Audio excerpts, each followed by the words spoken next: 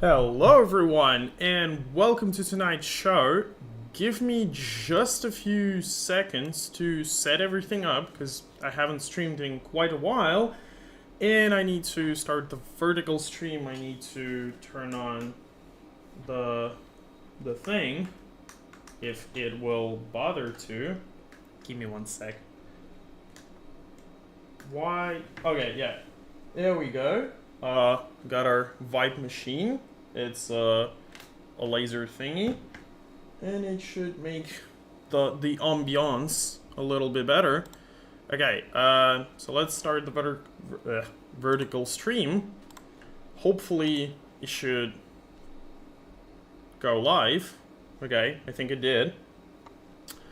So, got the vertical stream set up. We've got the horizontal proper normal stream set up. Now I just need to, hopefully I can open the vertical stream on my phone so I can read comments, which is not something I usually do on the vertical stream, but we're gonna try it this time. Maybe it'll work.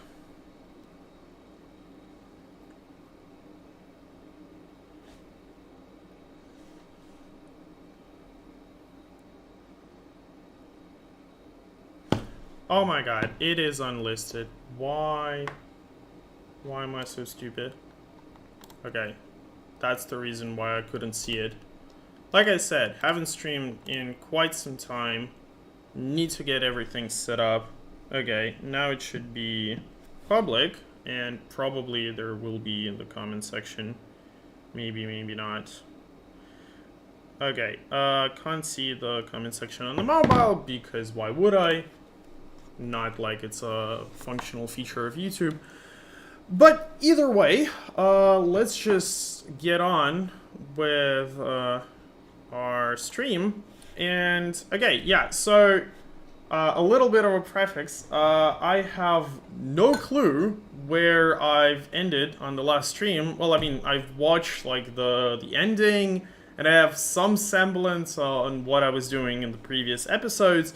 But it's not like I've actually researched a lot into what I will be doing for this particular stream, because in the previous one, I wanted to set the missions to Eve, like actually time warp to them and do the missions there, maybe launch a mission to Jewel, but those are rather complicated things, and I didn't want to do them on the very first stream that I'm doing in quite some time. So I've decided to make a more of a chill stream where I'd rather earn some money, because, well, money space program is definitely something that I want to do as often as possible, because, well, I mean, we're playing career, we're playing on pretty difficult settings in terms of like the funds, the science retrieved, and we are constantly lacking money. So with that out of the way, let's actually see the status of everything, because we're playing with Kerbalism, so we have things like water, food, oxygen, all the good things. And I want to check the current status of all of our bases. So we've got like the Kerbalism menu here, we've got a bunch of satellites that we've got here, but primarily I'm worried about space stations, because those are really important. So we've got our Aurora space station, which seems to be fine on resources. We've got like 8 years worth of oxygen, 5 years worth of food.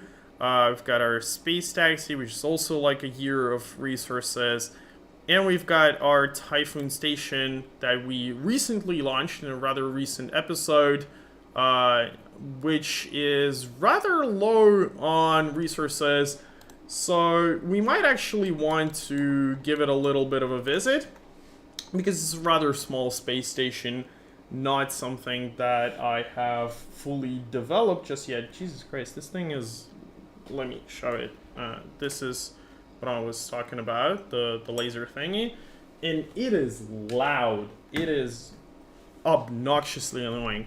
But either way, here we have our Typhoon space station. It's just the core itself. We haven't actually launched the arms. And here we have our Space Taxi, which is the fancy new spacecraft I designed with like liquid hydrogen and everything. And actually, you know what? I think we could try launching the arms, dock them here, because I think electricity here would be a pretty big issue. So let's go try doing that. And let me just show you for a second. Oh my god, can you like not, please? If I switch to Aurora, which is the space station that I have around Kerbin itself, it should actually have the arms here fully functional. And what is going on?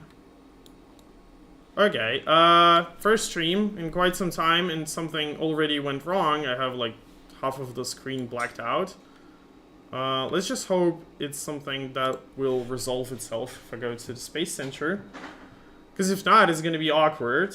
I've had this happen like once already. And it can be cured by like restarting the game. But I would rather not do that. Okay, so if we go to vehicle assembly, we can probably show it slightly better there.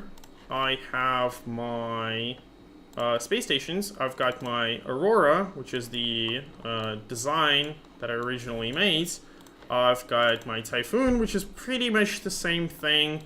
The only thing that's different is the name. And I've also got the blueprint. This is like the design I've decided to make. They're two identical space stations. They just have these like huge arms with tons of resources. Essentially, the goal was to make it so that I never, ever, ever have to worry about resources on those space stations like ever again.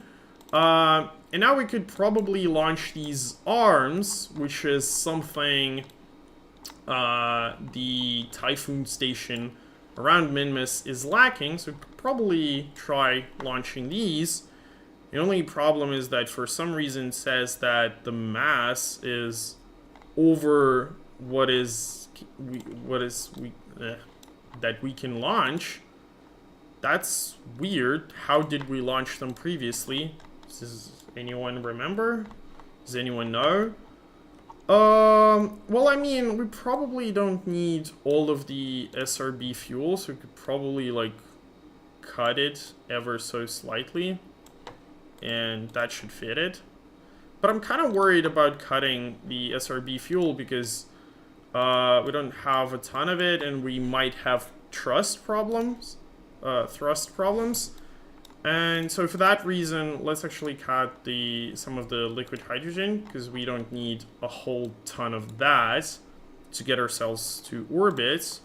So yeah, let's launch this and see how that goes. Just I have no clue what I'm doing, but we'll figure it out. This is like the holiday season, Christmas, New Year, whatever episode. Doesn't really matter what I'm doing.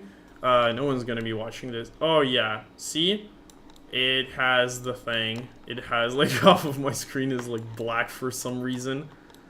Okay, that's mildly annoying. Let me, well, I guess I'll have to, like, restart the game, I guess. Well, that's awkward. Fine. We'll do it ourselves. What if I just, like, not restart the game fully, but if it's just, like, re-enter, the game? Like, the save file? Will that work? Because it's really annoying. I don't want to restart everything. So let's check that out. If that's not gonna work, I guess I'll have to restart the game. And well, it kind of did in the sense that now there's like a new silhouette. But not really. Okay, I guess we have to restart the game. So let me just do that real quick.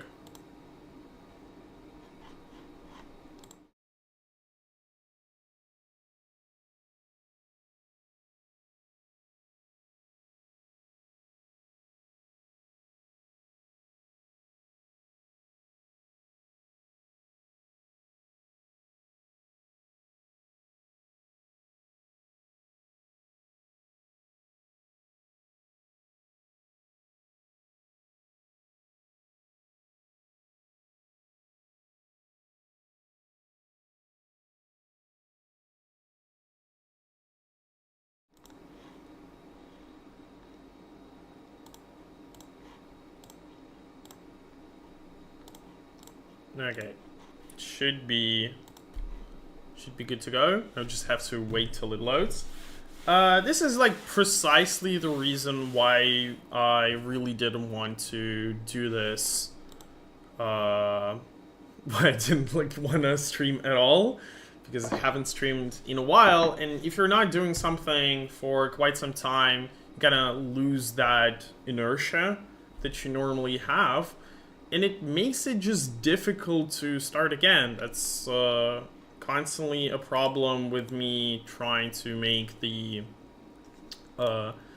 main channel work. Just like making videos, it's always a bit of a problem when you have to consciously start. You have to like put a lot of effort into starting, because you don't have that momentum. You already forget what is it that you were doing. But once you have that inertia behind you, it's a lot easier to do things. It's a lot easier to work on whatever it is that you're doing. And I think, why did it not ask me which save file I want to enter? This is not the correct save file. Weird. Very weird. But I guess that's the name of the game. Probably no one's gonna watch the stream either way, so not that big of a problem. But this is fine. This will give me some room to figure everything out. Actually, you know what? Actually, let's go to the tracking station, because I want to launch during the day, because I don't know, maybe those artifacts, they happened when I was during nighttime. Maybe that was partially the problem. So I'm just gonna time warp till near the sun, and I'm also gonna try to time warp roughly so that Aurora is slightly like behind the KC, so that when I launch, I'm actually gonna be in a good position to dock to Aurora. Not necessarily because I have to dock per se, but I just think that it'll make setting some things up probably easier, because I am not sure the Aurora arms can actually travel all the way to Minimus on their own. I'm not sure, because I just don't really remember the design. Okay, and also what I don't remember is the ascent guidance parameters for these. Okay, so let's try to set that. Okay, so for some reason, MechJeb got upgraded. Now it has the menu as a separate thingy for reasons, I guess. Well, that's fine. We'll figure this out. Okay, so what I want is to end at 70 kilometers. Turn start velocity 50 meters per second looks fine. Turn shape 40%. What's our thrust to weight ratio? 1.2 and practically nothing. So we'll probably go a little bit more aggressively, like at around 45%, just so that we have that upwards momentum.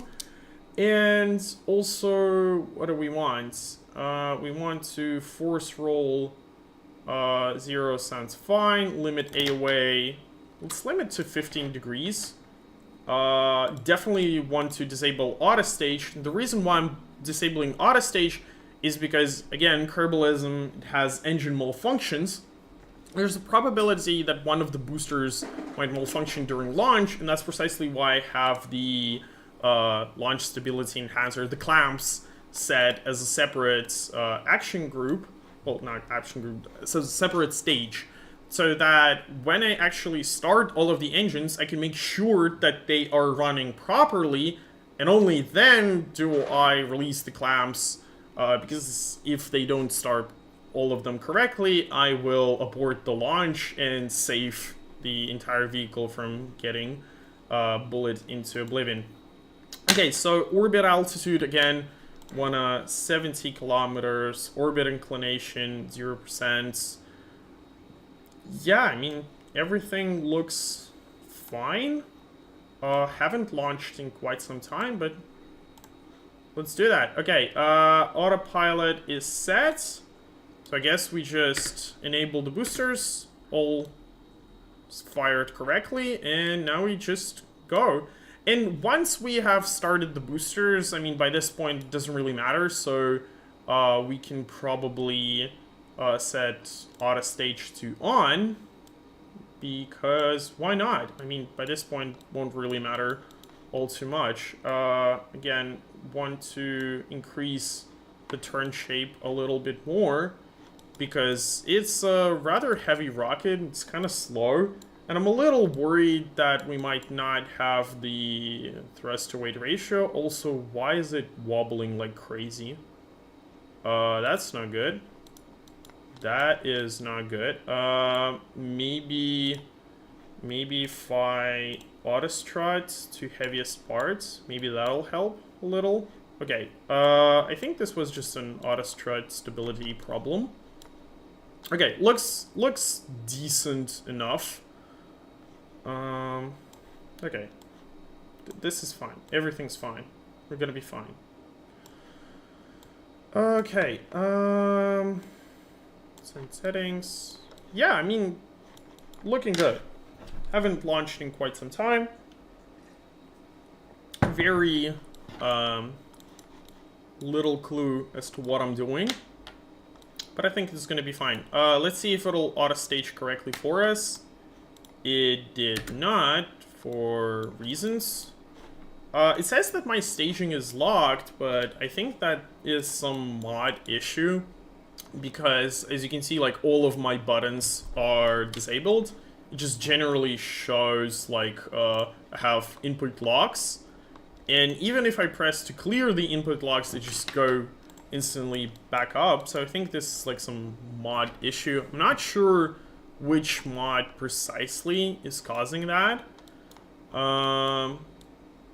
But yeah, this is definitely something I'll have to figure out later. This actually happened to me when I was filming the KSP Lore 2 video, which went up recently. And there was the same issue, could not fix it. I have no clue what it is. But yeah, it just says that all input locks are cleared, and yet something is taking them again for reasons. Yeah, I'm not sure what is doing that. Who's taking locks? Probably one of the mods, but because I have tens of mods, it makes it kind of difficult to know which one it is. But okay, either way, we are slowly trucking ourselves to orbits. I mean, our apoapsis is looking pretty fine. Although, I do kind of worry that even though we took, like, a more aggressive profile, because our thrust-to-weight ratio is... Oh no, it's actually around 1.2, so that's fine. It'll probably figure itself out. Also, it is trying to do time warp, but I had...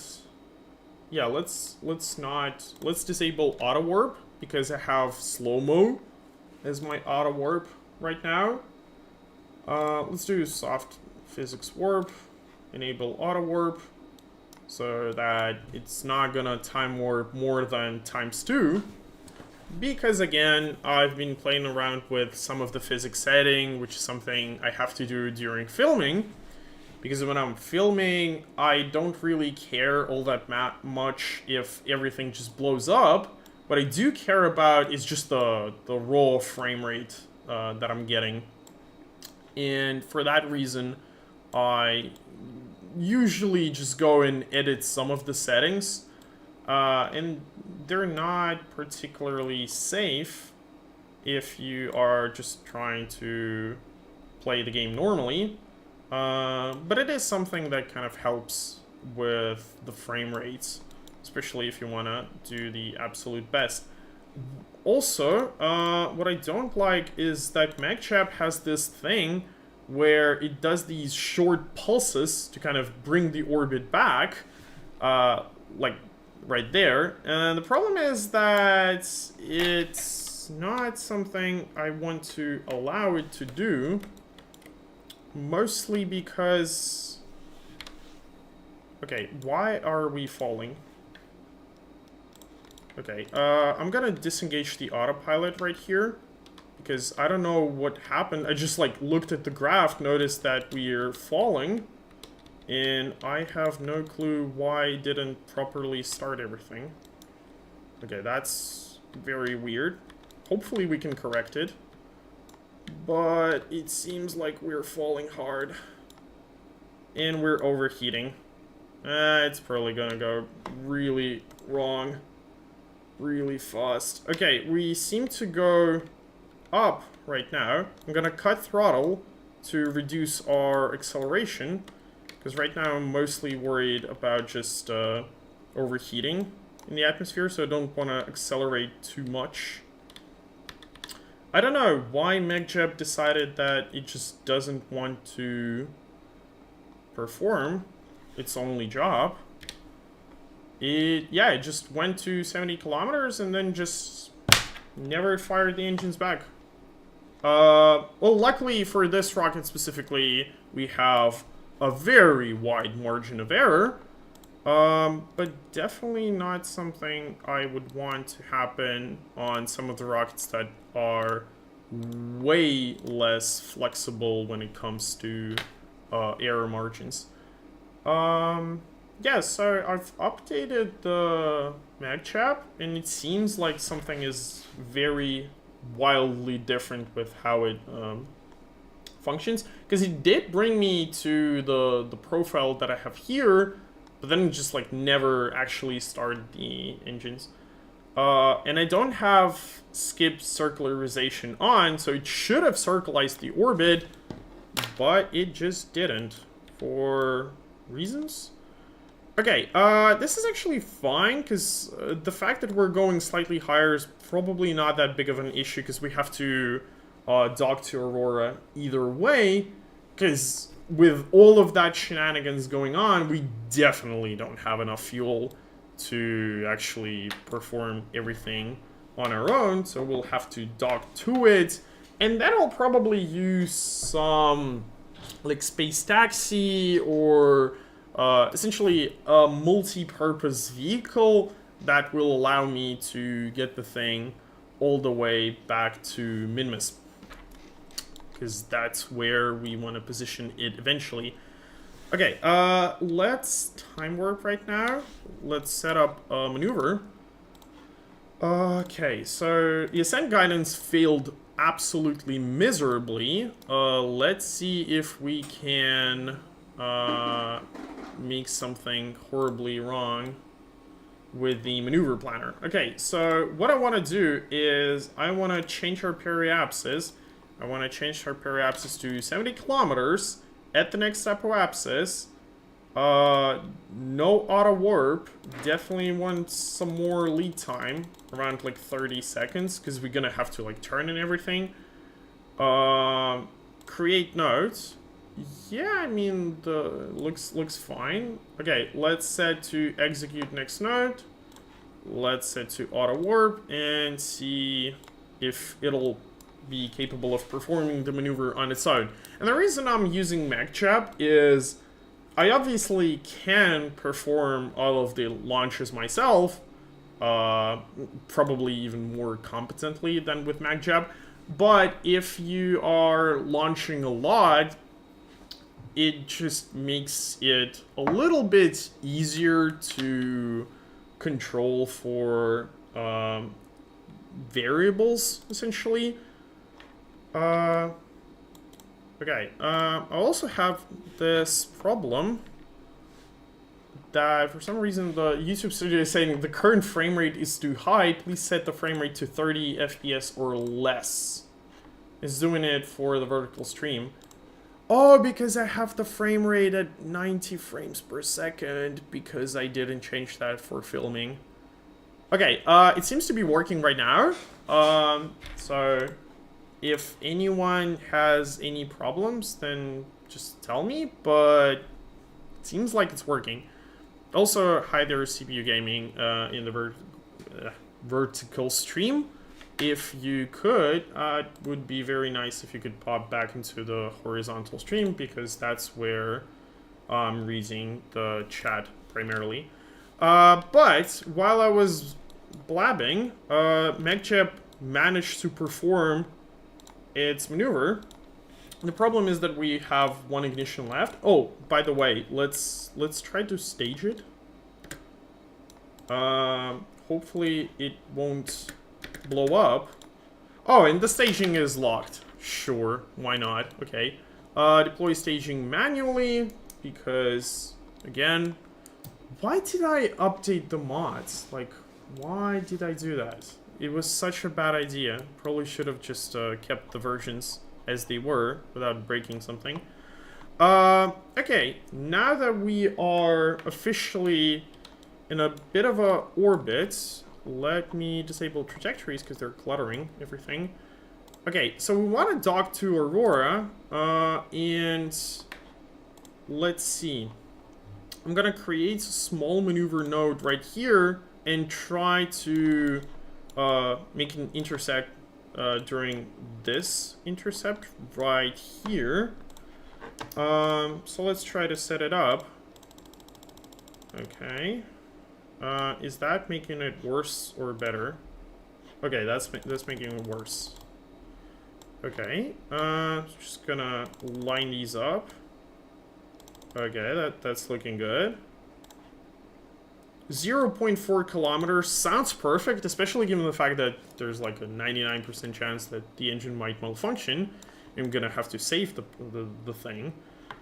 Okay, let's set to nodes. Let's actually just use MechJep's UI here again. Oh, you know what? Let me shut this engine down entirely. And because it's just such a small maneuver, it's like 7.6 meters per second, I think we can just do it with RCS, because we do have a lot of monoprop. And again, we've used quite a few ignitions, and I really want to save that last rated ignition that we have for actually rendezvousing with the Aurora. Okay, because otherwise we might run into the issue of actually docking to it. Because I genuinely don't think we're going to be able to make 100 meters per second with RCS, because that's going to be our relative velocity during that intersect. Okay, so we should have started making this maneuver quite a while ago. We obviously didn't. But in this particular case, I don't think it's going to be a problem. We'll just kind of eyeball it either way. Okay, so let's just set it to retrograde. I'm just going to delete the maneuver either way, because who cares? And I'm just going to set RCS to on, and just carefully make the intersects align. Purely with RCS, because we can do that, luckily. The problem is that if we won't be able to dock, then I don't know what are we going to be doing. Because again, the engine might malfunction, and that would be a very big problem. Okay, so let's set to target relative velocity minus. And we're gonna time warp in just a second. But before I do that, let me pop all of the solar panels on, just so that we don't suffer from electric issues. Okay, and now let's just time warp till we are close-ish to our maneuver node. Then we're gonna, again, align ourselves.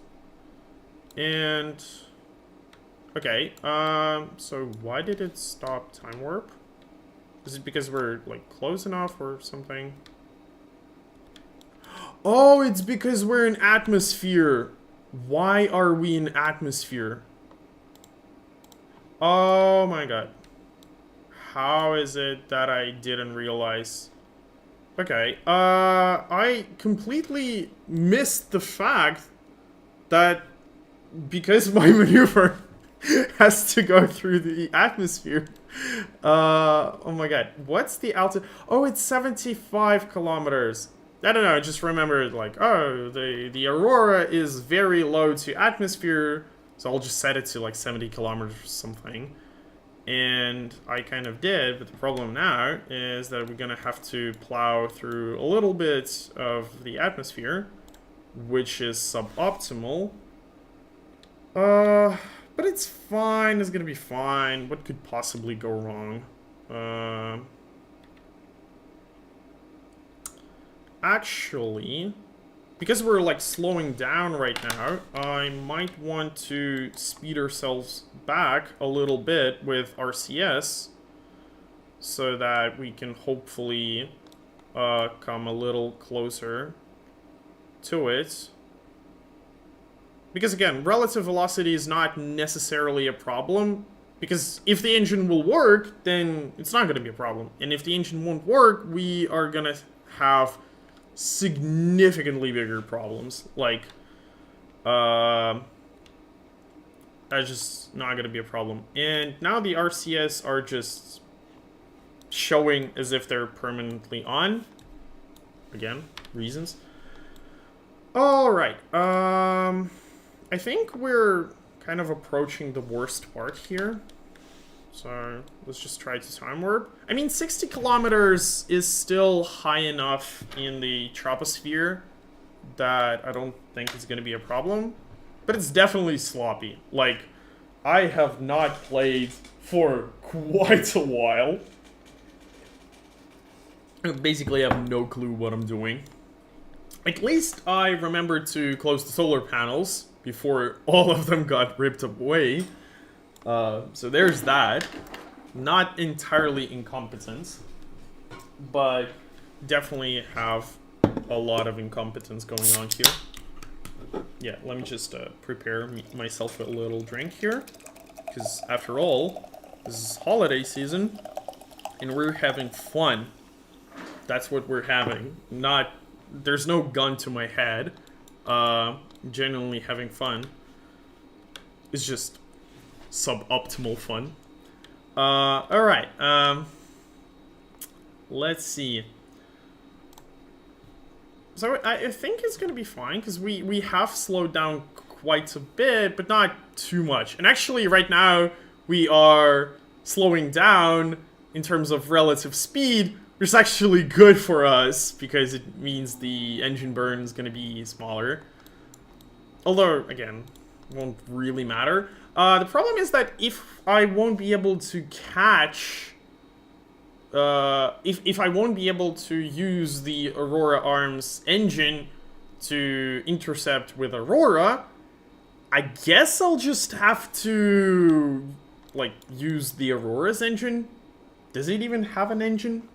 I'm not sure. It's supposed to be a space station, but I think it has one of these, like, launch modules docked to it, just as a fuel storage type of thing.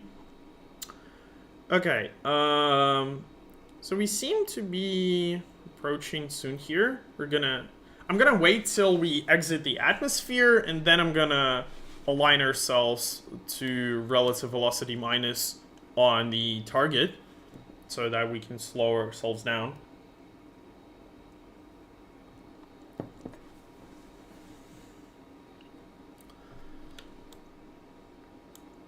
If I won't be able to intercept because of engine issues, then I'll just use all of the monoprop to do as much of the maneuver as I can, and the rest is gonna have to be from Aurora, which is not the first time. I don't think it's gonna be the first time that Aurora had to catch something that was a payload going to it. Just imagine, like, you're trying to dock with ISS, and you have, like, some engine malfunction, and ISS just goes to, like, actually catch you. That would be hilarious. Imagine just not you docking to ISS, but ISS docking to you. That would be interesting. But either way, let's set ourselves to target right here. And let me just try to start the engine here. Okay, the engine started successfully. Again, we only have one shot left, so I'm just gonna try to use it as efficiently as possible. And for that reason, I'm just gonna put it on a slow burn here and try to not turn it off during this entire maneuver ever. I'll just try to play with the throttle. And okay, so we've got a lot of lag. That means we're within 2 kilometers. That's nice. Okay. And I shut the engine down. Well, I mean, by this point we're going 16 meters per second. That's definitely manageable with RCS, so not a problem anymore. It's fine. We're gonna be fine. What could possibly go wrong? Okay.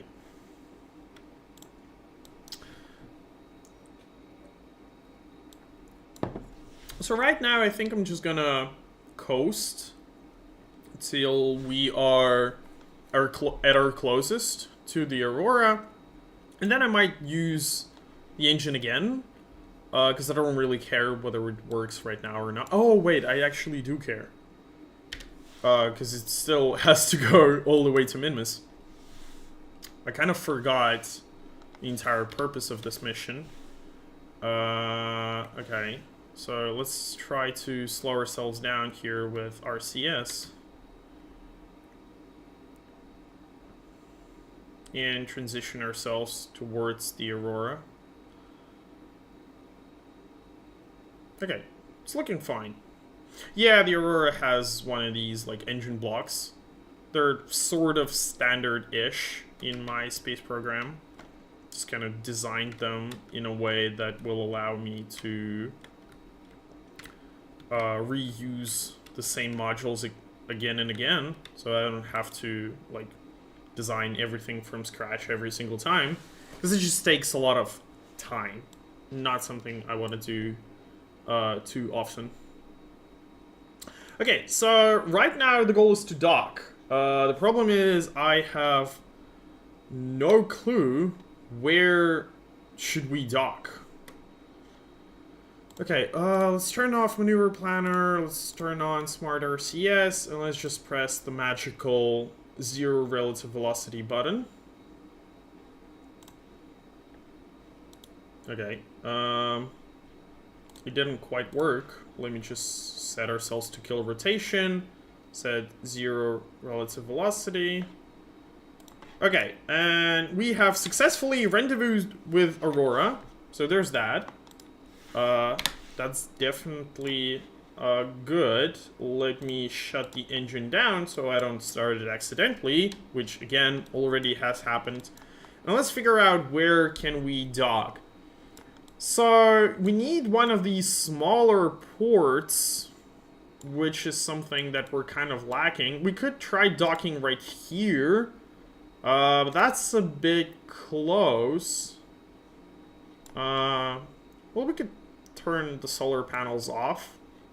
I guess if we retract these solar panels, then probably that'll be fine. Okay, let's try docking here. So I'm just gonna set to control from here. I'm going to designate the docking ports on this thing as my target, and I'm just gonna point towards the target. And while that is happening, here I'm gonna do the exact same thing. Also point ourselves towards the target. Also set to control from the docking ports. And I would just wait till it aligns.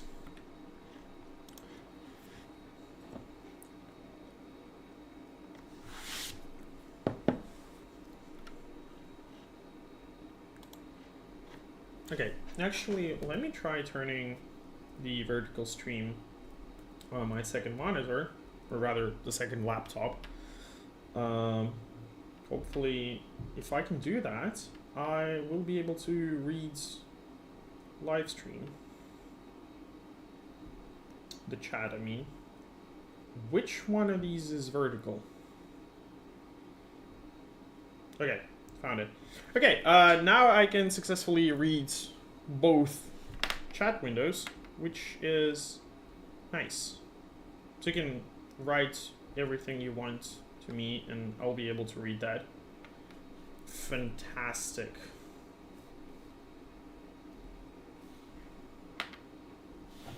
Okay, that's good. And while I was doing all of that, we have successfully aligned. And I think that we just have to wait till Aurora stops moving, because it's still doing something weird. Oh, it's aligning the, like, rotation, because I have, like, force roll turned on. Okay, I think we can just, try to align. And just go for the docking. Okay, I'm gonna use precise control here. Is it turned on? Okay. There. Precise control for extra precision, because our space program is definitely all about precision. That is surely something that we are doing. This launch was the most precise that you have ever seen. Naturally. Okay, I mean, I didn't even notice how we have docked. I was, like, busy setting something with the vertical stream, but that's skill. It's obviously skill. Okay, so what I want to do is I want to force our dear Bill to go a little bit of EVA and fix that engine, because it has, for some reason, still 1 rated ignition. I don't know how that works. It should have 0. But one of the things I learned in Kerbalism is that you can actually go and you can inspect the engine, and if it just so happens that it's not in a good state, which it definitely won't be in this particular case, what you can do is you can just service the engine. Engine service. Someone forgot a toothpick in there, and once you've done that, it will reset all of the counters.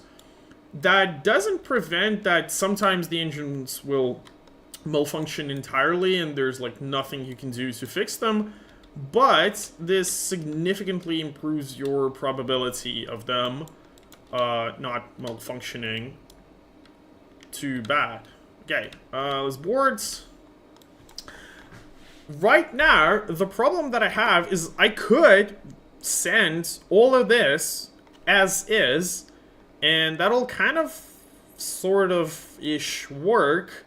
The problem with that is that it only has, like, a single engine, and I don't really like that. So, I'm actually starting to think, what if I launch one of the space taxi modules, because they're very useful for utility things, and then I could, like, dock it to the arms and use that as my vehicle to bring everything where I want it. But before I do that, what I could also do is I could just transfer all of the fuel. Because I definitely don't need the fuel right here. So let's try to move it. Hopefully the lines...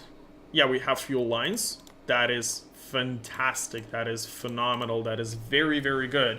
So this will do 2 things. First of all, it'll probably reduce our electric consumption, because we have to cool the tanks. They're cryogenic tanks. But more importantly, we can just get rid of this thing. I'm not gonna get rid of it just yet, because it still will have some of the fuel left over. So I guess I'm just gonna launch the space taxi. I'm gonna dock somewhere here. Why is there no docking port here? Shouldn't it be symmetric? Okay, I guess we'll figure it out. Or something. Okay, this seems good.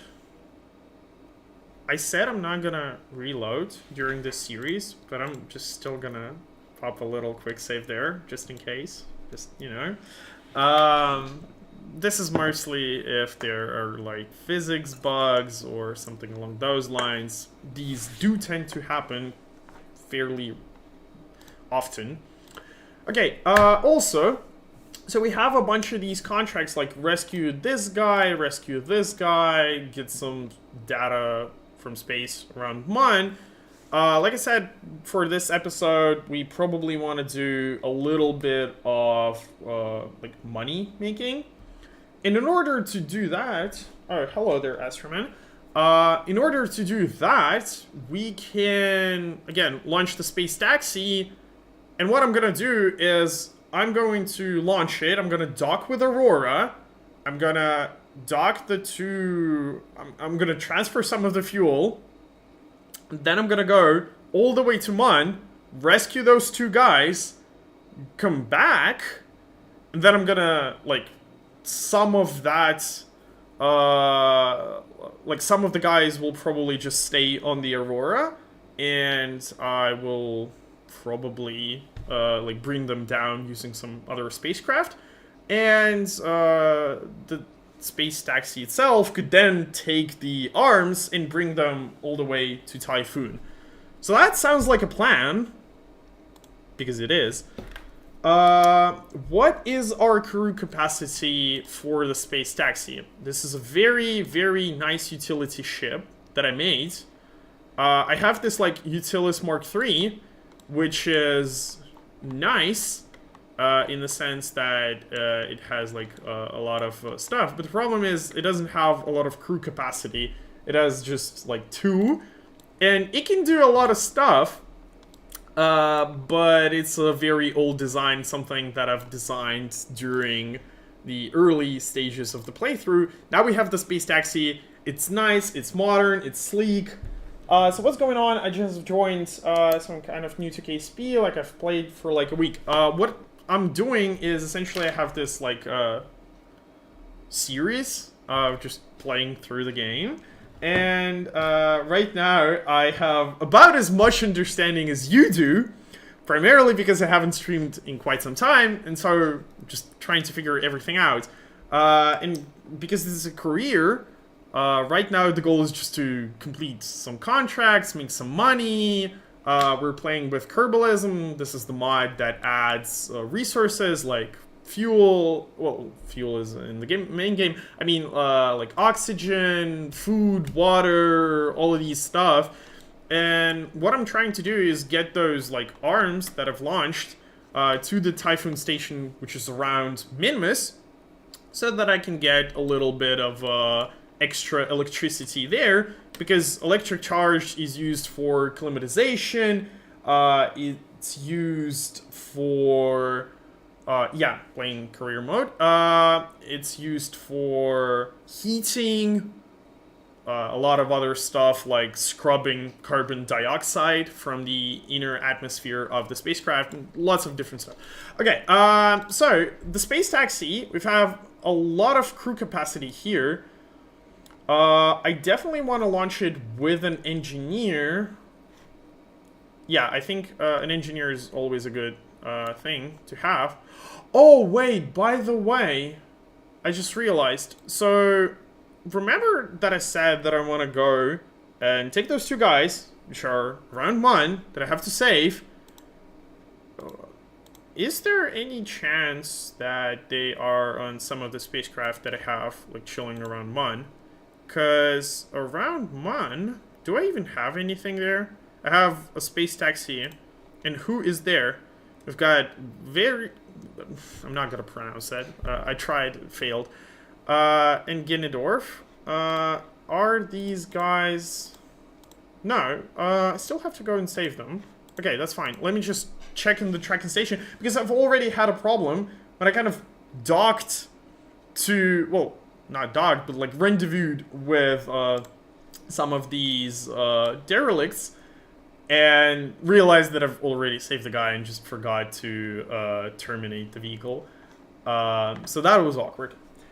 I can't even go to Mun and back. How do you manage this? Well, it's mostly just experience. I mean, KSP does not have a whole lot of tutorials within the game itself, but what you can do is you can go and just type a KSP tutorial, YouTube, something along those lines. You should be able to find good tutorials. But if you have any specific questions, like what you are struggling with, then you can always watch how I'm doing it right now, because a lot of what I'm doing, yeah, it's more complicated because I'm like playing with Kerbalism and such, but the basic principles still apply. And you can actually watch some of the earlier streams I did where I go to Mon specifically. So you can go watch that. Actually, the very previous episode is called "We Choose to Go to the Moon because it is easy." That's my claim, that it's not that hard if you just realize how to do it properly. So that's what we're gonna do. Either way, with that out of the way, let's go and launch the Space Taxi. We have a little bit more funds, so we can probably afford that. I'm gonna put an engineer there because why not? It's always good to have at least one person on the spacecraft. I'm going to try to manage. Okay, well, again, if you have a specific question, issue, problem, by the way, yeah, join our Discord, because, yeah, there should be, like, a line above me, to join Discord, because we have a vibrant community there. Actually, let me share, one of the invite links. We have a vibrant community that will help you if you have any issues. Actually, it should be in the description already. Yeah, let me check that. Yeah, there's a link in the description. Let me just throw it into the chat. Copy link. There. Always gonna try to ask everyone to join Discord because, again, vibrant community. And we could, like, chill out there and just help you with any design issues that you might have. If that is, like, a problem that you're having, we could chill around, help. Okay, as soon as I saw the line above your camera and joined. Okay, that's nice. Please, everyone, let's do precisely like that. So, let's launch. MechJeb didn't work previously for reasons. So, I'm gonna try it again, but I'm gonna be way more careful about how I set it up. Okay, so limit AOA, 15 degrees, that's fine. Auto staging disabled, already explained why. Auto warp, nuh-uh. Let's not auto deploy anything. Force roll is fine. Actually, they finally set to force roll to 0, because it used to be like 90 degrees by default, and it drove me absolutely mad. Because why would you point to the North Pole if that's not where you actually want to go? And edit descent path, again, and turn end altitude. Let's set it to 75. Oh, wait, yeah, we're gonna set orbit altitude 75 kilometers. All of these parameters, we have good thrust-to-weight ratio, very good thrust-to-weight ratio, so we can afford slightly lower profile, like around 35%. Let's do 36 just in case. Okay, and so now we said engage autopilot. We press the big green button. We launch. All engines function correctly, so we release the clamps, and off we go. Everything worked, and by the way, for some reason, the staging works again now. Why did it not do that previously? I have no clue. Again, not like I have much clue as to what I'm doing. Clueless. Okay, every single time I'm saying clueless, I'm thinking of the Professor Dave Explains debate versus the clueless guy. Who was that? Well, if you know, you probably know what I mean. Okay, so boosters off. I'm gonna stage them. They explode behind us. Very good for cinematic shots. Probably not good for ocean pollution, but luckily that's not a thing in KSP. And we continue on our merry way. So the thrust to weight ratio is very nice on this vehicle. I'm very proud of this design, namely because it just looks very nice. Okay. Let me see. Alright, so off we go on our merry way. Hopefully, this time, because I've remembered that, yeah, 70 kilometers is the edge of the atmosphere, but we need to go to like 75. Oh, by the way, I forgot to time our launch to Aurora. Well, that's gonna be mildly annoying. It's not really a problem. We can obviously dock. It's just that we'll probably do it in like a couple circles. Or we could spend a bit more fuel. Actually, you know what? We could just go straight to Mun, because we still have to like spend some of our hydrogen fuel before we can like usefully refuel near Aurora. So we can go, we can save those two guys, come back from Mun, and then we can dock to Aurora. Okay, this is fine. I have a plan. I know what I'm doing. Trust me, bro. So yeah, let's do that. Let's do precisely like that. Okay, I'm actually very, very glad that someone came to the stream, and we even got someone to join the Discord server. That's very nice. Because I was genuinely expecting the stream to be the lonely Serbian guy just chilling on the last day of 2025. Okay, so it functioned. It's spending ignitions. Please don't do that. I'm just gonna set it to off. I'm gonna use a little bit of RCS to bring my orbit slightly higher, because I don't want MegJap to use the limited number of ignitions that I have left.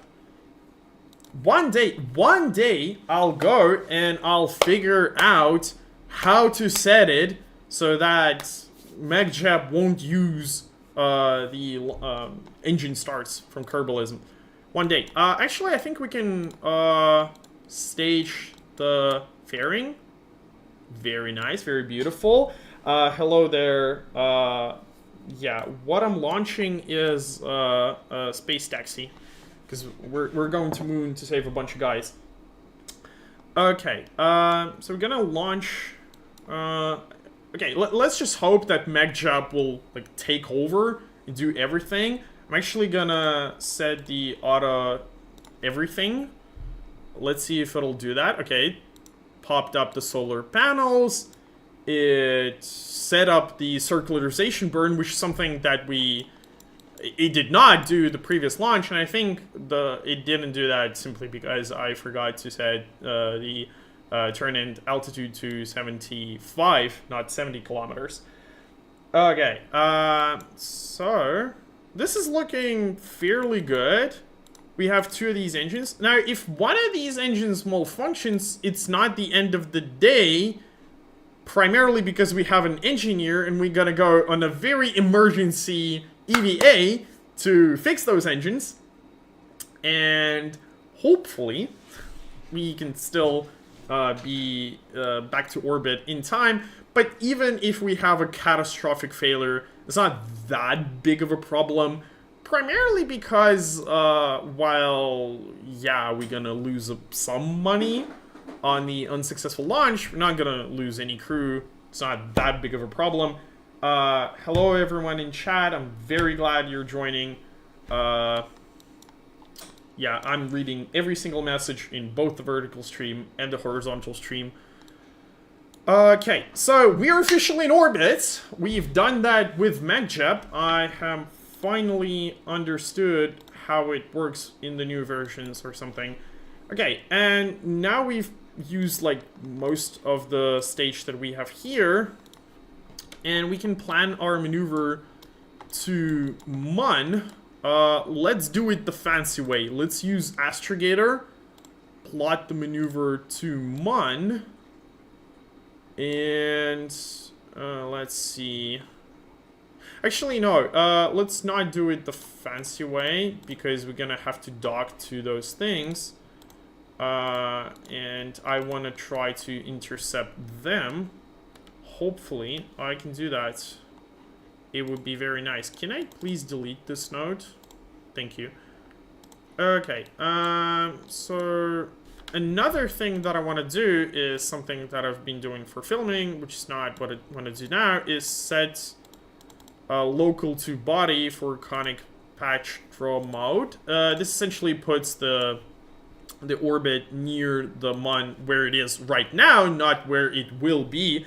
And the reason that's useful is because I can focus on Mun, and I can align my approach to one of these guys, because they're in a rather peculiar orbit, let's just say. And I can align my approach so that I can try to intercept them, essentially. Okay, let's see. Okay, let's try to line this up. Like, even though I'm using very high precision, still, like, jumping around like crazy. Okay, I think we got some intercept sort of going. Not really. Okay, you know what? I don't want to spend too much time on all of this. So, what I'm gonna do is I am just going to transition and figure it out later. Do that. What I will try to do now, though, is I want to put my enough so that braking, that is like to the orbit around Mun, I'm going to be using the where effect is. It's the effect that when the spacecraft is going fast, the same engine is doing more work. Because work is the force that you exert over the distance. And so even if you're exerting the exact same force, because you're going faster, you travel more distance, so you make more work. And that's the reason why if you are going near the planets, even though you're going to be firing the engine for the more work for you. So you always want to use the going celestial body, because when you're going close to it, you're relative to it faster, and so you're producing more work. Stream lag on my end. If anyone has some problems, I have YouTube just absolutely screaming at me that I have the frame rate set to 90 frames per second because I'm stupid, and I forgot to change that when I was transitioning from like recording to like actually streaming. Extreme lag. Okay. Okay, so let me pause the game here, try to figure this out. Settings. What if I just try to... Can I, like... Is there an option to set the frame rate in OBS? Okay, let me just stop the stream for a second, turn it back on, and hopefully it'll resolve it.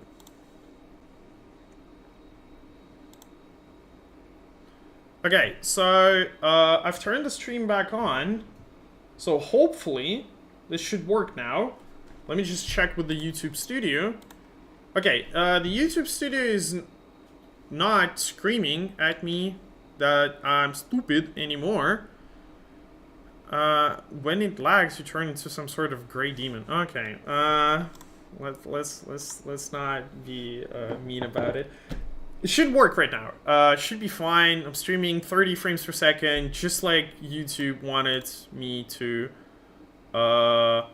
Should be fine. If it is still lagging or if it did not restart, then please tell me. But from my end, it seems perfect. With that out of the way, let me just turn on. What I want to do is, again, where is it? Maneuver planner. and I want to press the magical execute next node button, and hopefully MagJab will do everything for me because I'm lazy, and the less I have to do myself, the better. And while it is aligning, okay, I'm gonna abort execution for a second. I'm gonna go for a bit of a bathroom break. Just a second.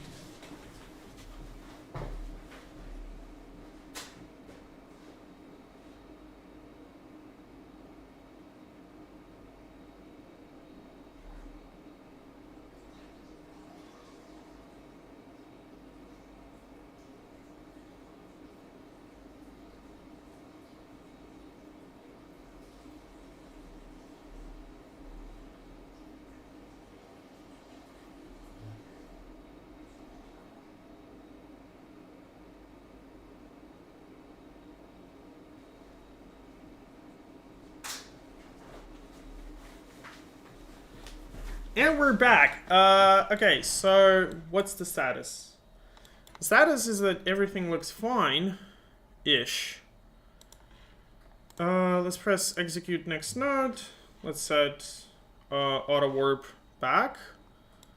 And yeah, let's just execute the maneuver.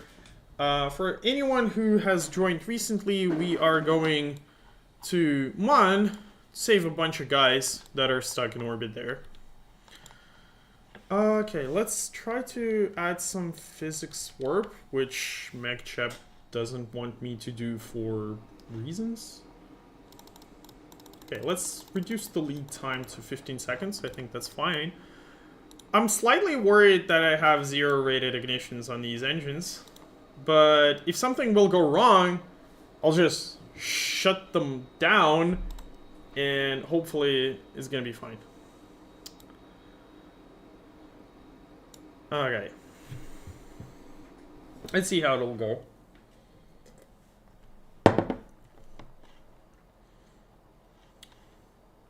Okay, I'm just gonna have my finger ready on the abort button if it goes wrong. Both engines malfunctioned. Wow, that's interesting. Okay, let's just stage it. And off we go. Okay, that did not work, but we have 30 meters per second of delta V left there, which is not something I'm gonna be crying over. That's fine. Okay, so this is gonna be a pretty long burn, because you have to burn for like 3 minutes. Obviously, I'm gonna be abusing a little bit of time warp here, because otherwise it's gonna take forever. Actually, because we're not in near any large space station or something along those lines, we could probably set time warp to 4. Hopefully the physics will not explode. Man, I am waiting for KSA so much for it to like mature and everything. Because the physics engines there is way better. I actually did a video about it. If you want, you can check that out.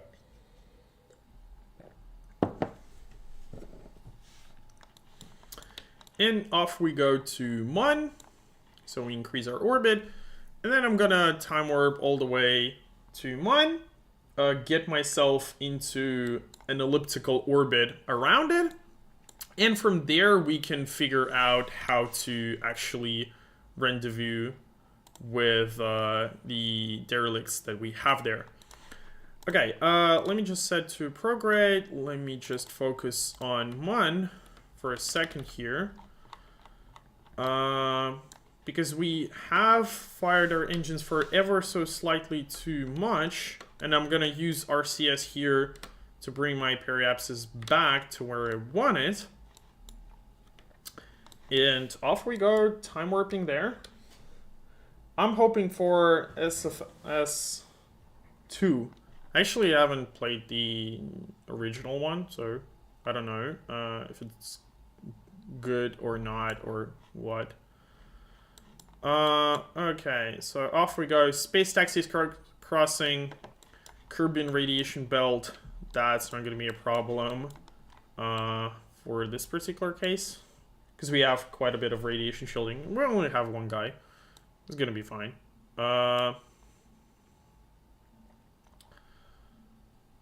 Okay. So we transition to the orbit of 1. And here I'm just gonna time warp till periapsis, sort of. Let's warp right there. And the next thing is going to be to set up our maneuver node in a way that'll intersect one of these derelicts that we have here. Either one is fine. So let's do like this. Okay, yeah, we've got an intersection there. That's looking good. That's actually looking very good. Okay, let's line it up like this. It's about 10 kilometers. We'll figure it out later. Megjep, will you please execute this maneuver node for us, please? Man, I just love the ability to execute like maneuver nodes and all of that automatically with Megjep. By the way, since when is the meter here? Since when does it have like negative values? I have never noticed this. Was it like since when? Because I was absolutely sure it like started from like 0. What does negative G even mean? What is that? Like, I mean, there's no up or down in space, so you can't even say like, oh, it's negative because it's like down or something. That's weird. Okay, let's time warp to our maneuver node.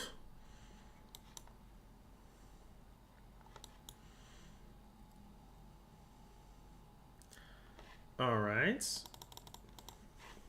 And let's just time warp through the execution here. Because it's not going to be particularly interesting. Just a standard maneuver. Hello there. Hi everyone joining the stream. I'm seeing every single one of you. I'm very glad that you've joined. We've got a festive atmosphere here, a little bit about as much festivity as KSB is capable of. Okay, again, set target. Now I'm just gonna use the little trick of using RCS to just kind of eyeball the intersect. I'm gonna pop the view here. I'm gonna be just randomly pressing buttons like a monkey, and when I see the two starting to align, if I'm like pressing a button and it's making it better, that means that I'm doing a good job. And I'm slowly, painstakingly slowly aligning these two to intersect it. It's not the best way to do it, by far, but it's fine. Actually, you know what? We could wait till we're near the ascending nodes, and then we could correct for that. Or probably something even better, because I want to do this as fast as possible, is we just time warp till we are close to the intersect points, and then we just kind of align it. Okay, so I'm gonna set to target relative velocity minus, because we're gonna be braking for obvious reasons. And I'm just gonna use what limited RCS fuel I have to just sort of align myself close enough-ish. Actually, you know what? We are going off by quite a bit, so let's just set to kill rotation. And because I can, I'm just gonna try to kind of align myself like this. Just with a little bit of brute force. Okay, that's looking good. 3.2 kilometers seems good enough. Let's time warp till we're even closer. Then make another small maneuver to align. Again, set to kill rotation. Make a small maneuver here. Align ourselves. And also brake a little bit, because we are going rather fast. Alright, so that's how you do intercepts in KSP if you have a lot of fuel and you just want to do it as fast as possible. Okay, so I've said that we're going to be passing within 0.1 kilometers, and our relative speed is going to be 85 meters per second. So here's the thing. The EVA packs in KSP are actually kind of overpowered in the sense that they have, like, what, 500, 600 meters per second of delta V. And so what I'm going to be doing is I'm just going to pass right by the derelict here, not really slowing down for it. And then the guy that is in that derelict is gonna brake for me. He'll just like use EVA or something along those lines. Oh, another reason why I had the engineer on this particular spacecraft is something that I just kind of did automatically, is sometimes when you're using mods, the derelict might be not something that you can exit from without a hatch.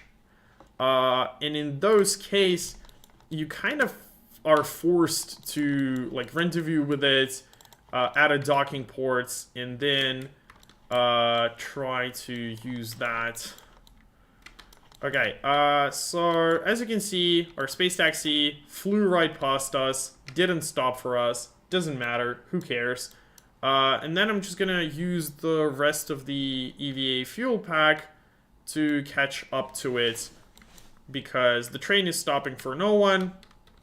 If you want to get on board, you better do it yourself, because that's the way we're gonna be doing this. Okay, this is fine. I'm just gonna wait till I get a little closer. I'm gonna time warp here a little bit. And once I'm close enough, I can just align myself. Very careful not to ram the taxi, because I don't want to damage the solar panels, because we absolutely need these solar panels a lot.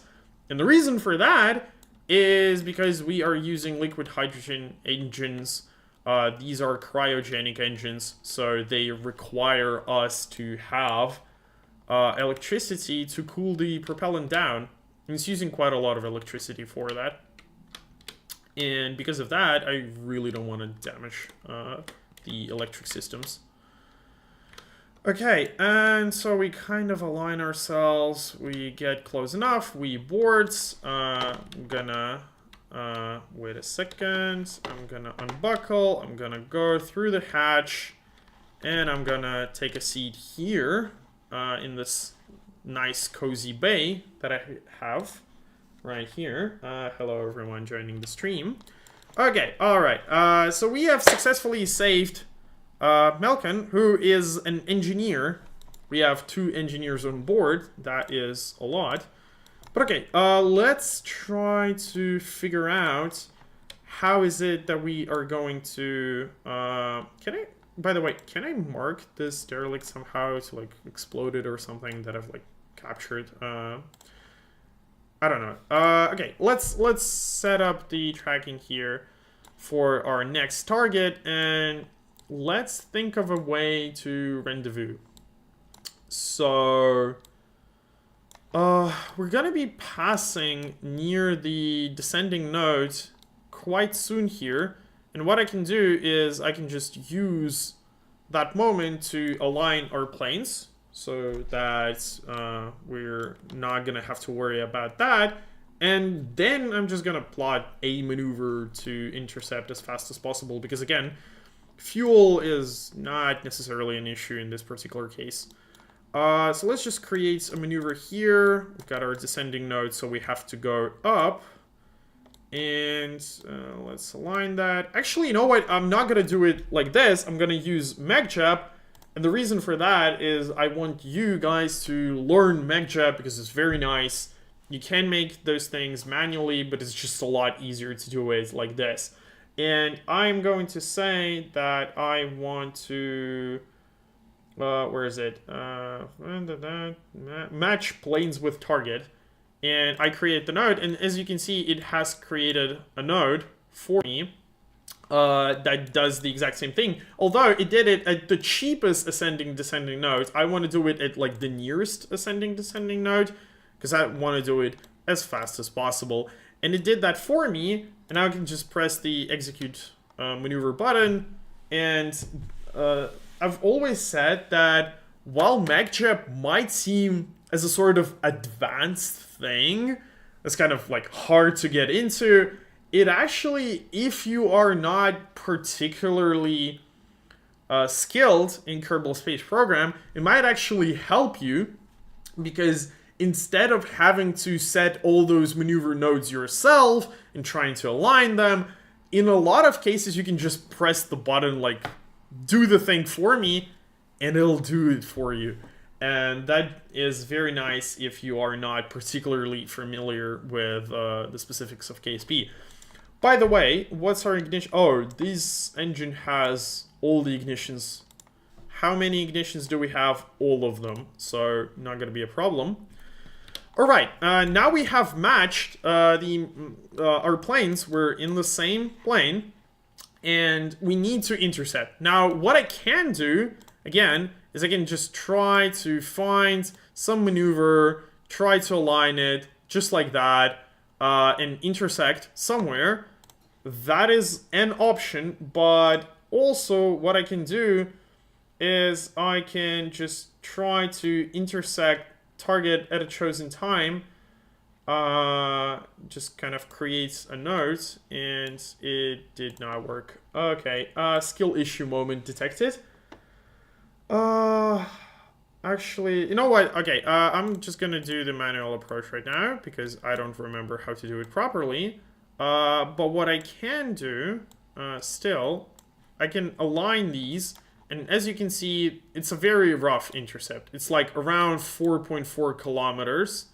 Not particularly accurate, but what I'm going to do is I'm going to say, okay, I'm just gonna, first of all, I'm gonna execute that specific maneuver node so that we're already going for somewhat of a close intercept. And then instead of trying to tweak everything to align my orbit perfectly, why did it stop time warping? Oh, it's aligning. Okay. So instead of trying to tweak the maneuver node and trying to figure out where precisely to put it, what I've done is I've generally said, like, I want to approach roughly like this, and then I'm going to use MagJab's fine-tuned closest approach to target feature, which will allow me to intercept the target within 200 meters per second of meters of like spatial precision, and it'll set that node for me, and it'll make sure that it's the cheapest in terms of fuel costs, which just makes everything very nice. Okay, let's time warp to our maneuver, do it, and then I actually have another space taxi in low orbit around Mun. I want to know, what are those guys doing there? Is there anyone there? Yeah, there are two guys. They're just chilling. Okay, they have a lot of food, they have a lot of oxygen, they have a lot of everything, so okay, let's just leave them doing their own thing. Okay, so again, I've made the maneuver, and it's very imprecise. We have intercept within 5 kilometers. What I do is I just press the singular button, and it will align. And as you can see, it will align it in a way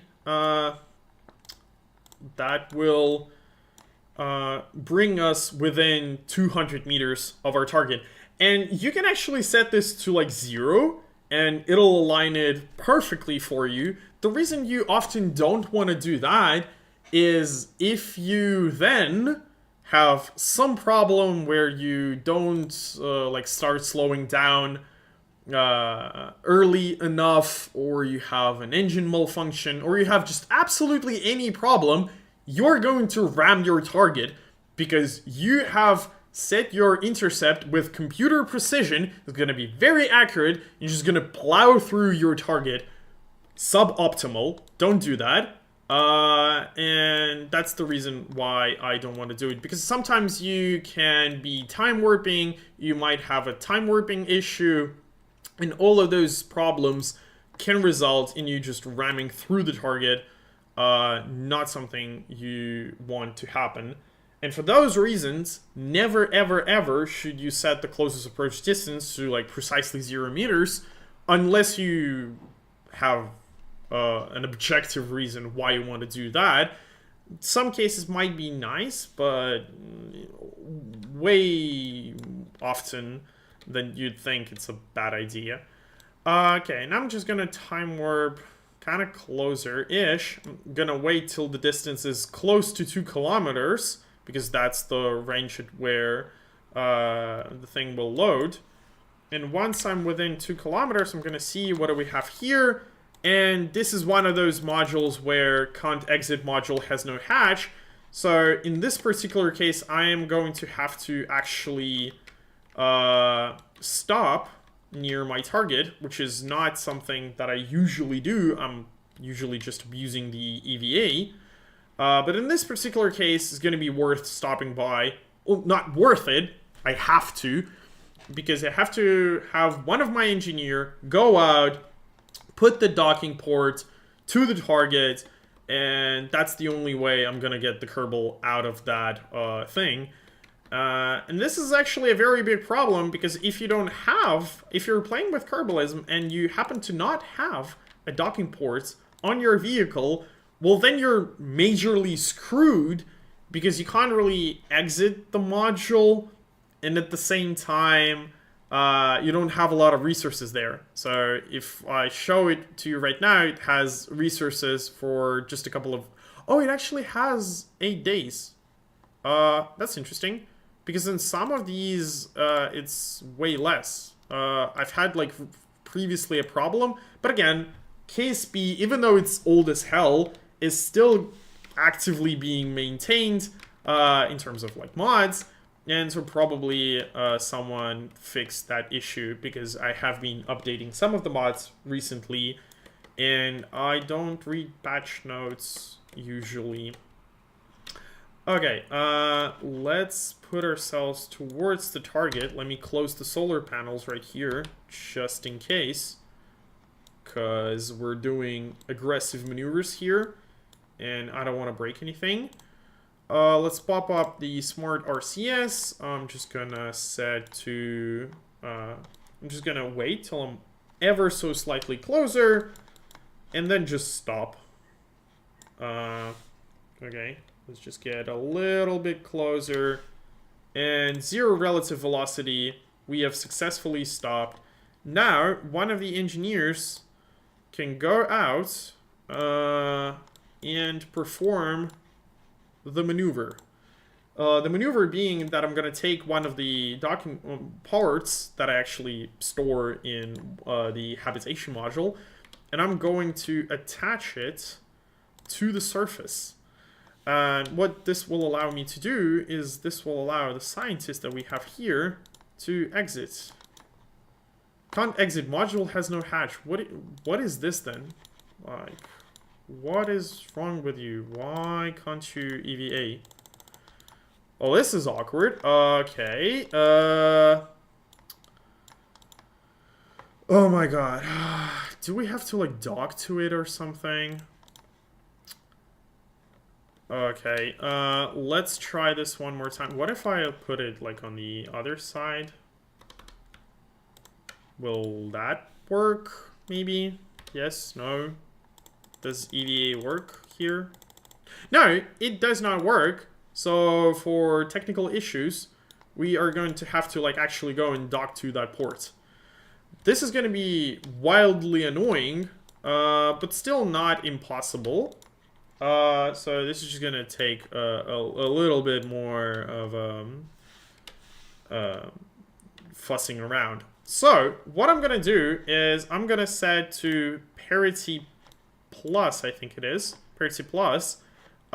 This will align me in the same direction as this module right here. And then what I'm going to do is I'm going to use my RCS to get behind it. and just try to align myself. I can put the camera... actually, the nice thing here is to put your camera in a locked position so that, like, your control axis of RCS are aligned. And then you just set yourself to go forwards. And then you can use the nav ball to align yourself. Or you can just do that visually. Kind of depends on what it is that you prefer most. Okay, and we have successfully docked. So, hopefully, now we can press the magical transfer crew button. The module is either full or internally unreachable. Why, though? Okay, this is very weird. I don't know what is going on, but how do I get her out of the module? This is like, okay, open hatch. Open hatch. Transfer crew. Could you, like, please cooperate? Okay, we've successfully transferred it. It took way more effort than it was supposed to, but we've done it. So what I'm going to do now is I'm going to undock it. I'm going to select the target, set 0 relative velocity, turn this off, and I still want to retrieve this little thing here. Actually, you know what? There's a question of whether I want to, like, bring this module and just dock it with the space station. Because we're still going to go towards the Aurora space station. And we can just bring this module, because it's already in orbit, and things in orbit are useful-ish, somewhat. But the problem is that it doesn't really have radiation shielding. So, no, I'm just gonna not bother with it. Yeah, it doesn't have radiation shielding, and the way that radiation shielding is calculated in Kerbalism is it takes the average for the entire spacecraft, and that's your radiation shielding. So it doesn't really matter if Kerbals are in some module that has, like, all the plating in the world, it'll still calculate the same. Which is questionable, but okay. Alright, so now that I'm done with this, I'm going to use my RCS to just get away from it. And now I have to go back to Kerbin. So, first of all, what I'm going to do is I'm going to change my inclination to 0. And what this will do is it'll align the plane so that I'm within, like, the Kerbin plane here, and this will just reduce the amount of things that I have to worry about when transitioning to Kerbin back. Because again, I have to not just land somewhere on Kerbin, I have to, like, actually dock with the Aurora. Well, it's actually a question whether I want to do that, but I'll probably do. So let's try doing that. Especially since we have, like, 1400 meters per second of delta V. Should be enough. Actually, it's less than I thought we'd have by this point. I was hoping we would have significantly more. But I guess we can plot the maneuver right now. We can set the maneuver nodes. And if we realize that we're kind of close on fuel, then we can just not do it. Okay, so what am I going to do here? So there are, like, 2 ways I can set up this maneuver. Way number 1 is the smart way. Remember I was talking about the Oberth effect. You're going fastest when you're going the fastest, you're producing more work with your engine.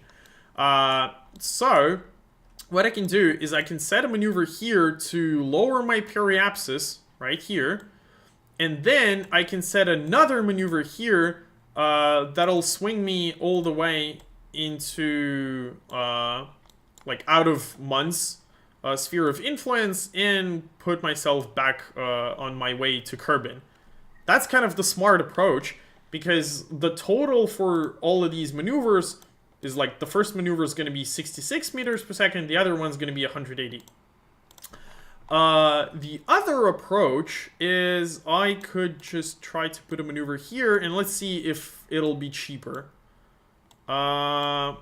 It actually... Well, it's not going to be... well, yeah, I mean, in this particular case, I think it's going to be cheaper to just do the maneuver raw. I don't think the Oberth effect will be of use here. Sometimes it does make it more advantageous, but not this time. In this case, the difference is negligible, or it's actually even worse. Okay, so let's just execute this maneuver. I mean, looks fine-ish. Go back. Oh, I didn't check whether we have enough to stop. Well, whatever. Figure it out later. Okay, let's time warp to our destination here. Okay, so I have to wait till MechJep aligns with the maneuver node, because it does that 10 minutes before the actual maneuver. Now I'm gonna press time warp to the maneuver node, and hopefully it'll do the rest for me automatically.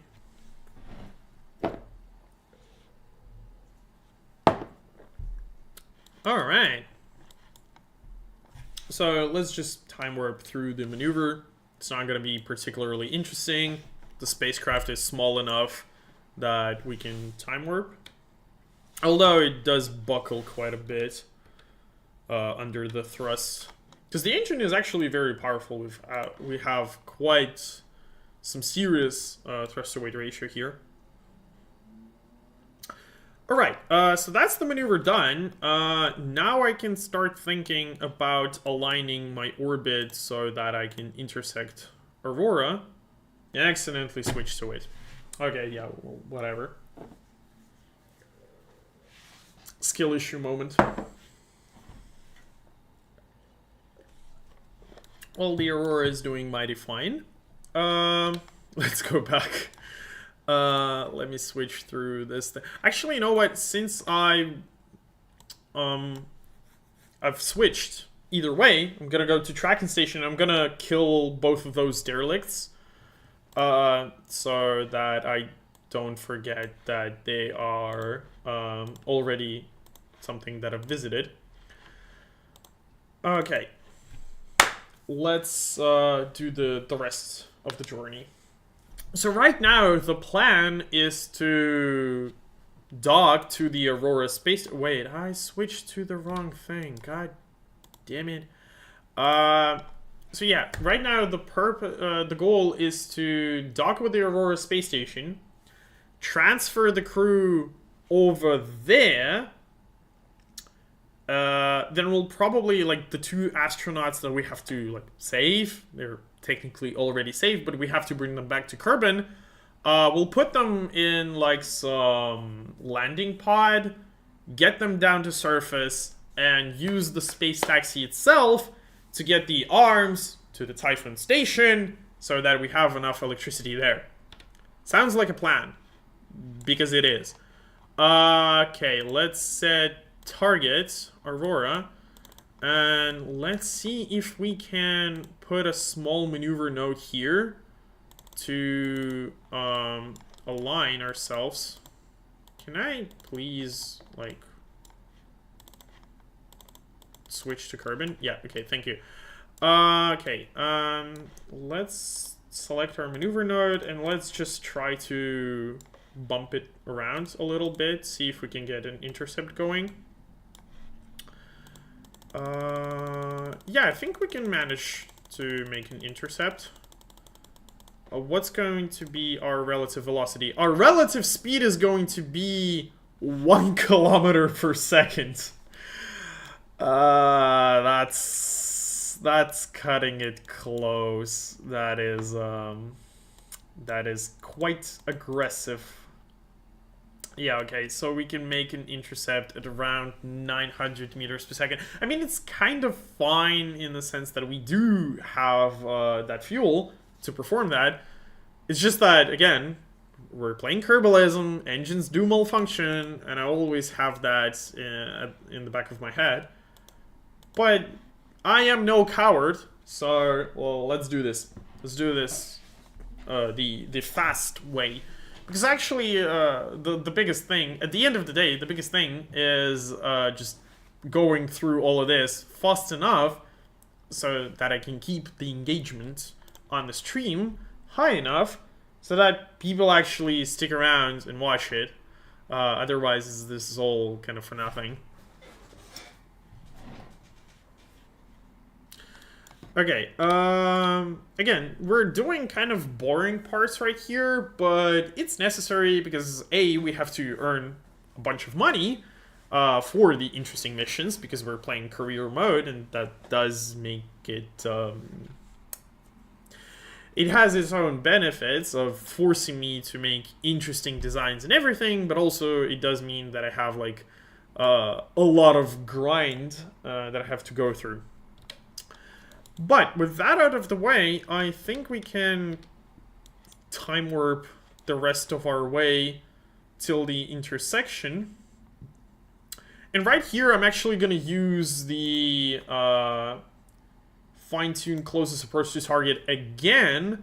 The reason why I want to do that is because I want to get slightly closer. So that's one thing less that I have to worry about.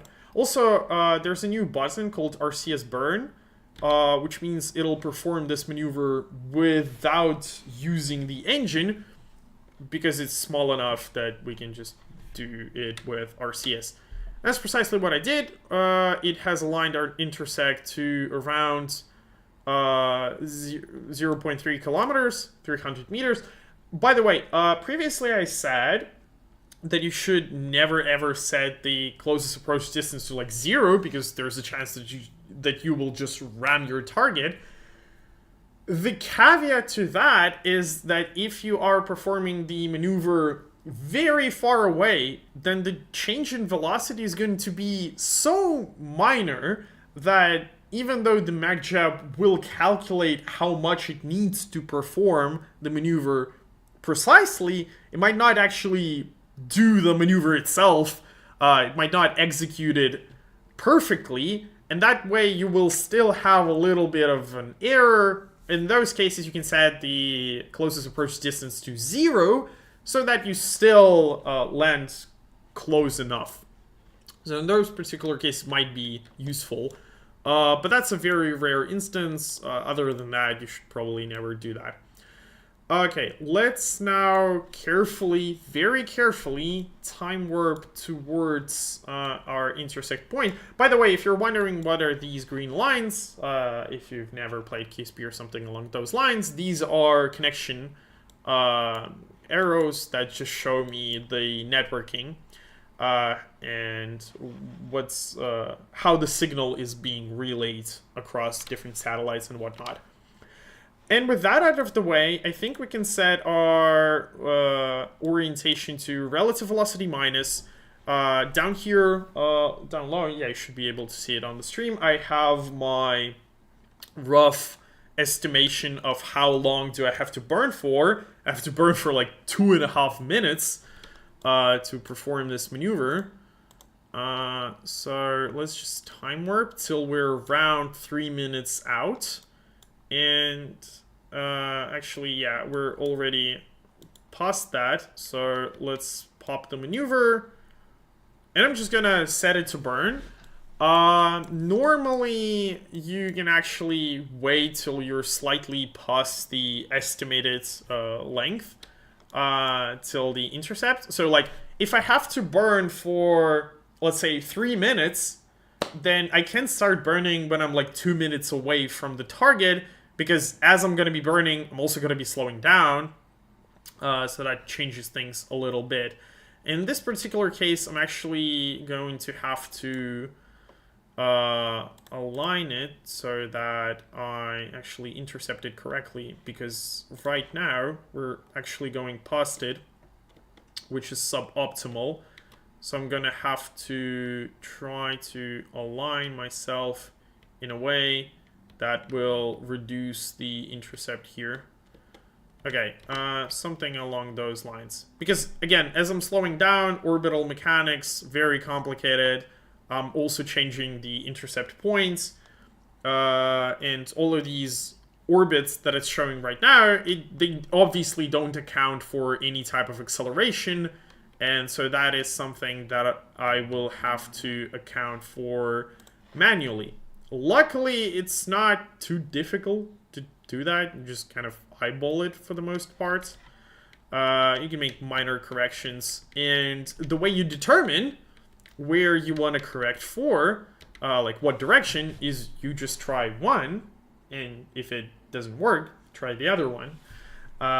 Very, very scientific, I know. You can actually be more rigid about it and like actually calculate how you want to do that, but in most cases, it's just not really worth it.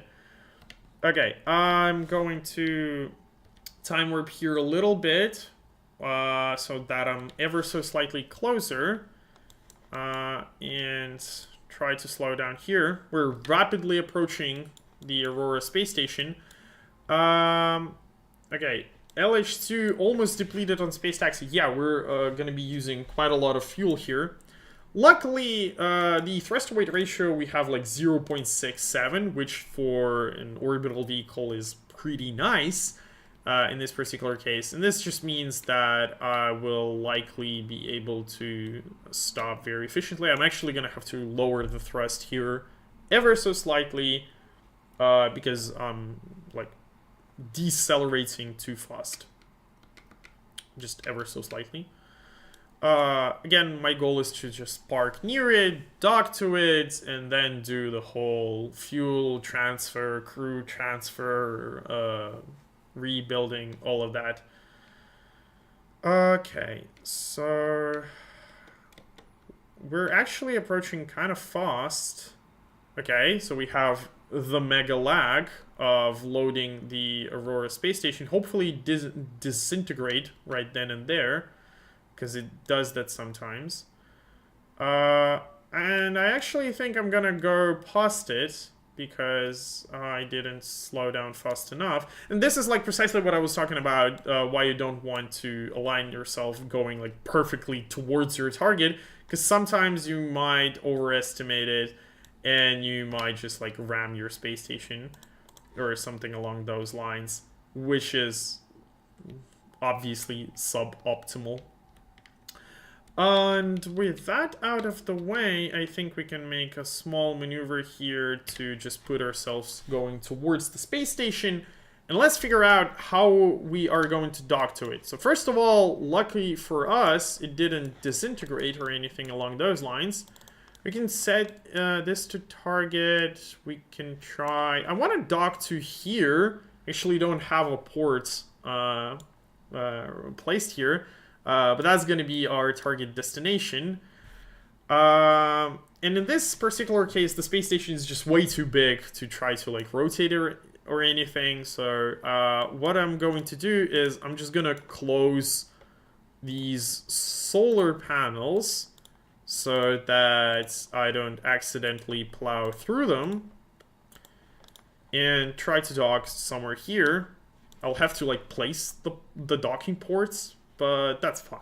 This is like minor inconvenience. I'm gonna switch my camera to locked modes, and the good part about that is it just allows me to align the RCS axis with my camera view. So I actually can like intuitively know where the thruster firing will put me. Other than that, we have tons of monoprops, so I think we can just kind of YOLO it for the most part. I don't think we have to like do anything interesting here. Okay, let's just slow down a little bit. Actually, let's close the solar panels again, because don't want to go too fast. And use the our MechJeps said 0 relative velocity for the simple reason of it being just more convenient. I'm just gonna turn towards the space station right here. And I'm going to force Melkan to go on a little bit of an EVA walk and actually place the docking port that we are going to be docking to. This right here. Okay, and with that said, we now finally have a destination. And why are we moving? Please don't do that. Okay, what I'm gonna set is, again, I'm gonna set to parity minus in this particular case, and I'm probably gonna plow through the solar panel. Yeah, I kind of did. Luckily, it didn't get destroyed for some reason, but that was very inconvenient. Okay, and now let's just align ourselves and dock to the space station. This should be fairly simple from here on out. Okay, and here we do the... What was that?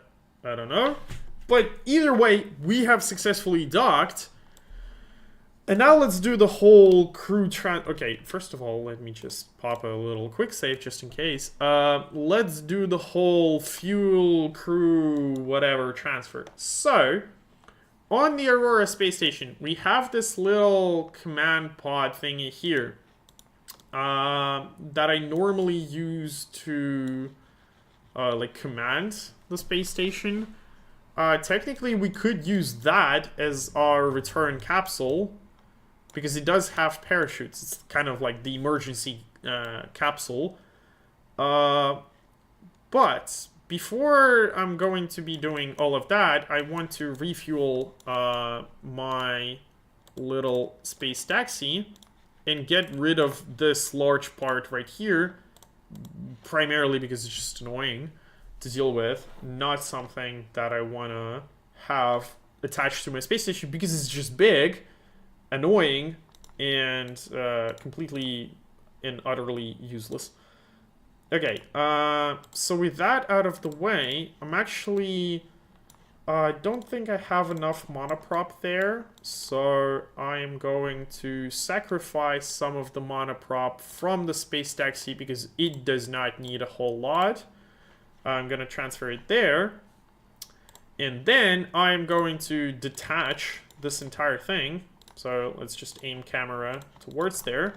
So, as you can see, the launch stage over here, it's this big, fat fuel tank assembly, as well as the engine, obviously. But it also has this little probe control over here. And what it allows me to do is... Why is it rotating? That's weird. Okay, let's just turn ASS off, because it's just weird. Okay, what it allows me to do is I can just undock this thing, and I can... Wait.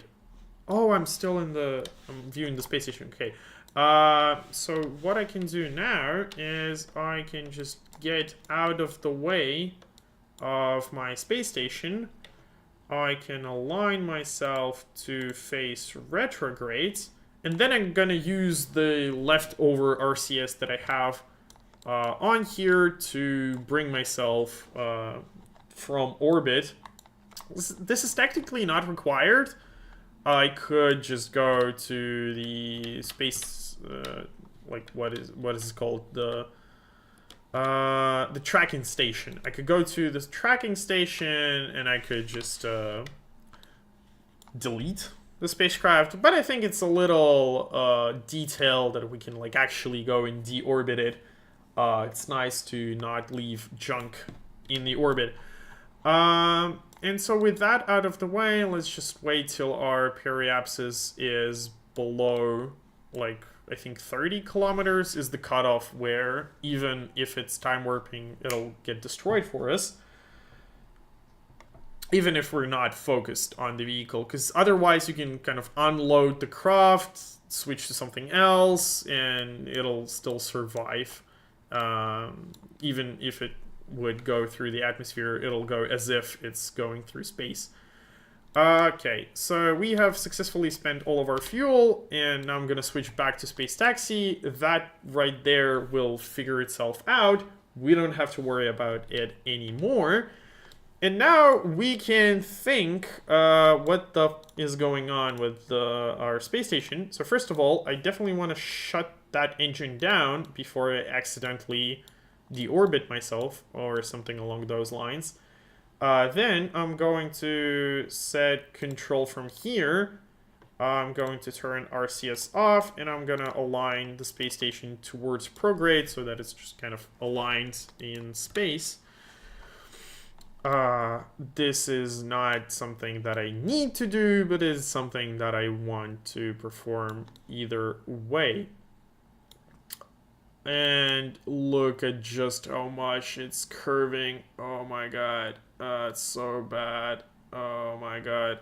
This was a bad idea, because this arm is way too heavy. Look at it bend. Why is it so floppy? Okay, let's just hope that I'm just gonna turn this off, all maneuvering, just wait for it to kind of stabilize. Hopefully it can do that on its own. But what I can do now is I can probably undock this entire assembly here, and this is going to be the part that's gonna go to Minmus.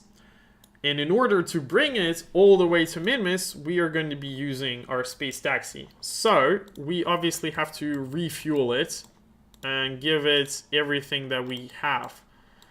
So luckily, all of these tanks here, this is again one of those like launch assembly thingies.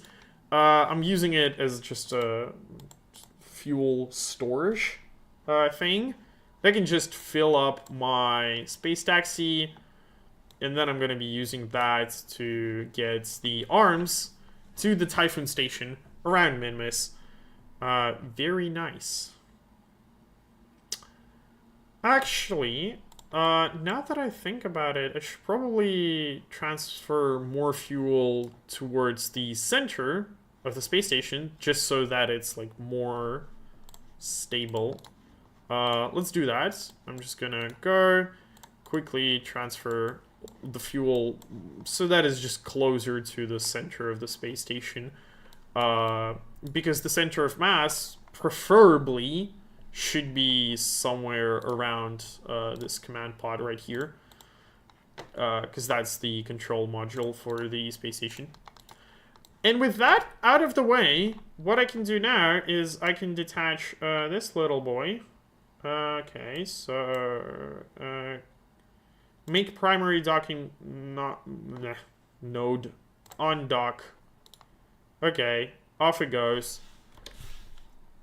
Why did it switch to no nearby objects to focus? Oh my god, so it like switched to this thing but can't switch back. Mildly annoying. Okay, let's switch to... Cannot switch vessels while in atmosphere. Oh my god. Okay, let's... Fine. I guess we gotta watch how it just burns down. I guess we're gonna have a little bit of a show. There's actually a small chance that it'll somewhat survive the re-entry because it's very light. And there's just a chance that it'll be capable of going through. It will definitely not survive the landing for obvious reasons, even if it like tries, well, not tries, but happens to plow into ocean. Obviously it's not going to survive if it like hits land, but even if it were to pluck itself into the ocean, I don't think it will be capable of surviving the collision. Let's just watch it. Let's just do this. just have a little bit of a view here. Just turn myself off. One sec. Yeah, just like that. For people watching the vertical stream, I was talking about the turning off some of the overlays for the horizontal stream.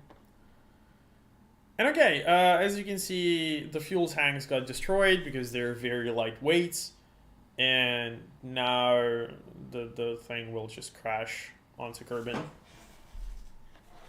the rest of the way. There's, again, small chance that might survive, ever so slightly. Just put it to surface velocity minus. Because the Airstream protective shell has quite a bit of aerodynamic drag to it, and the thing is light enough so that it might actually be capable of sort of somewhat surviving the collision. A little bit. You can see it's doing weird thing.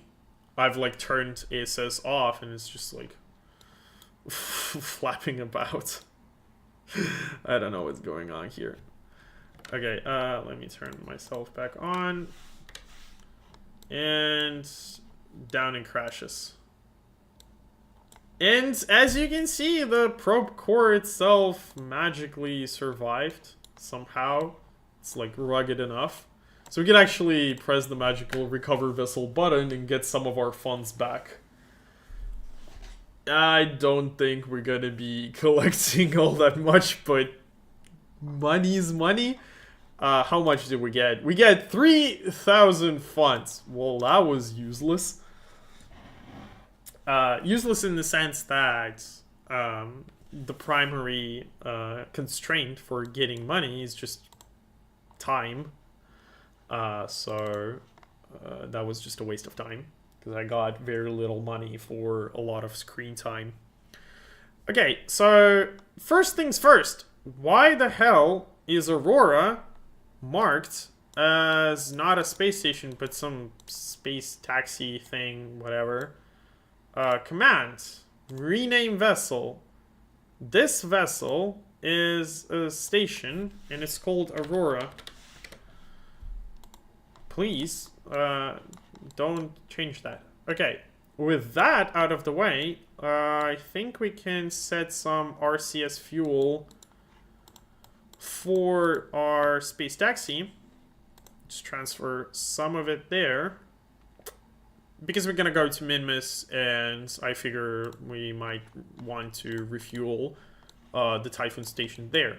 Okay, so with that out of the way, we can detach our space taxi. Okay, so we've got this Aurora Arms thingy. I want to control from here. I want to set the space taxi as our target. I want to face towards the target. Execute. Here I'm going to do the exact same thing. I'm going to set my target. Want to face towards it. And off we go to dock with it. Just a sanity check. We have 2,000 meters per second of delta V, which is plenty enough. Way more than we will likely need. And let's rendezvous. And we're gonna leave the Aurora as is, and I accidentally rammed it. That's suboptimal. But you know, this is KSP. This is fine. This is like minor inconvenience type of thing. Okay. I'm gonna use a little bit of RCS here to just dock slightly faster. Don't want to waste too much time on it. I think MagJump actually has like auto dock thing somewhere. Yeah, there's the docking autopilot. Never used it. Probably never will, because in a lot of scenarios it's just way easier for me to dock manually. Primarily because almost every single docking there's some nuance that's hard to correct for in like MagJump, because it's usually something related to Kerbalism or something along those lines. But either way, we have successfully docked. Now we can check the Aurora, the orbit. Orbit is slightly damaged, but not too bad. And with this, we can pop the solar panels back on because we're gonna need the electric charge. Turn RCS off, and let's make our maneuver towards Minmus. I'm gonna use Astrogator for Minmus because it's far enough away that I just want to do it this way. Makes it easier. And let's press the magical execute all nodes button. Let's wait for it to do its thing. Except I'm kind of close to Aurora. Ever so slightly worried that during the time warp we might accidentally yeah, just don't want to ram into it. That's what I'm worried about. Because we're kind of close. Actually, let me just use RCS here to put myself like slightly further away from it. Okay, this should be fine.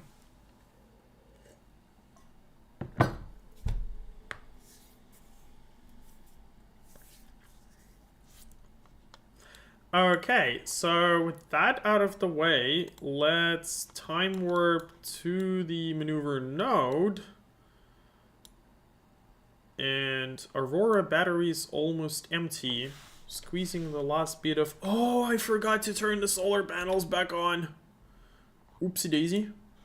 That is very dumb of me. Whoopsie. How much electric charge does it have? It has, how much electric charge? 1 minute, 41 seconds. And it's gonna be in the shadow for 6 minutes. Well, it seems like it'll run out of electricity. Oh, wait, I have the capacitors. I can just discharge one of the capacitors, and that'll fill up the electric charge temporarily. But it'll be enough to get till sunlight. It's just that now I have to remember to charge it again. Annoying. But right now I'm kind of worried about this maneuver that we have with going to Minmus. So let's do that. Let's actually activate the engine because it was deactivated. I forgot to change that. And hopefully MechJep will do everything now. Oh, I had to press execute all nodes button. Okay, and now we are going worryingly close to Aurora. We're kind of speeding towards it somewhat. Should be good by the looks of it, but a little annoying. A little too close for comfort. Okay, yeah, we're gonna pass just 100 meters away from it or something. Even less, like 50 meters away from it. Wow, that's sketchy, but sure, whatever. We have not plowed into it, and now we're definitely safe enough from it, so sounds good enough. All right, let's wait. I kind of want to time warp right now, but we're also close enough to Aurora that we might accidentally ruin it with time warp. And the thing itself is already not particularly stable because we have a lot of very heavy modules at the front. And they're interfaced with these teeny weeny little connections. Not particularly stable. So for that reason, let's try to avoid time warping here. And this is the perfect opportunity for me to go to a little thing I have to do. So let me just do this. I'll be back.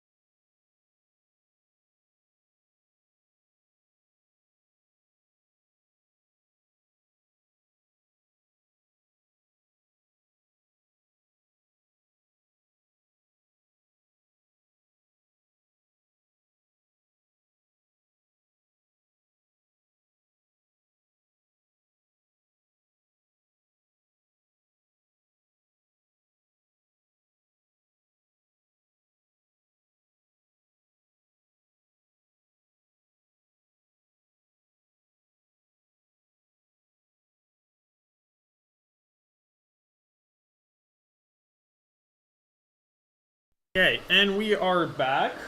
I'm making myself some extra tea. And yeah, we still have to wait like for 1.5 minutes for the maneuver to finish. Because maneuvers with hydrogen engines, cryogenic engines, just take quite a while to complete.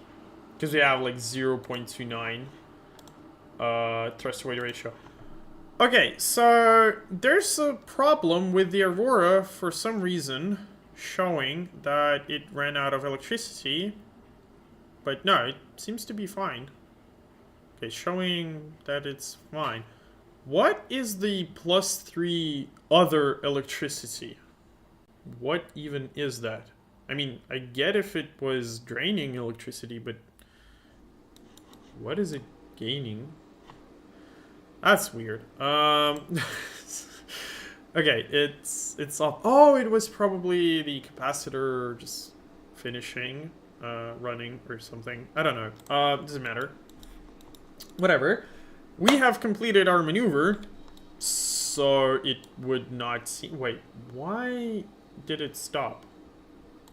I didn't even notice how it like stopped. Okay, let's just put ourselves prograde and finish the maneuver, the rest of the maneuver manually. By the way, the space taxi for some reason is designated as Aurora. That is obviously wrong. It's space taxi. For some reason, something went wrong with naming. It has priority 11, but how can I change that? I want to set a different priority there. Either way, off we go to Minmus. Let's just finish the maneuver manually here. It's a little annoying that it didn't finish all the way. Probably when I was like messing with MechJeb, or rather Kerbalism, probably I did something wrong with MechJeb. Stop the maneuver, whatever. I was making tea. I hoped it was going to finish by itself, but made something wrong. By chance, do you have your mod pack public? Yes, I do. There's a link in the description. I have a whole repo on GitHub where there's most of the vehicles that I've made. Some of the designs there. There's mod packs, 3 of them actually. I split all my mods into 3 categories. So yeah, should all of that be there. Okay, with that out of the way, let's set ourselves to normal plus because we need to correct for inclination right here, because I kind of forgot that we have to do that.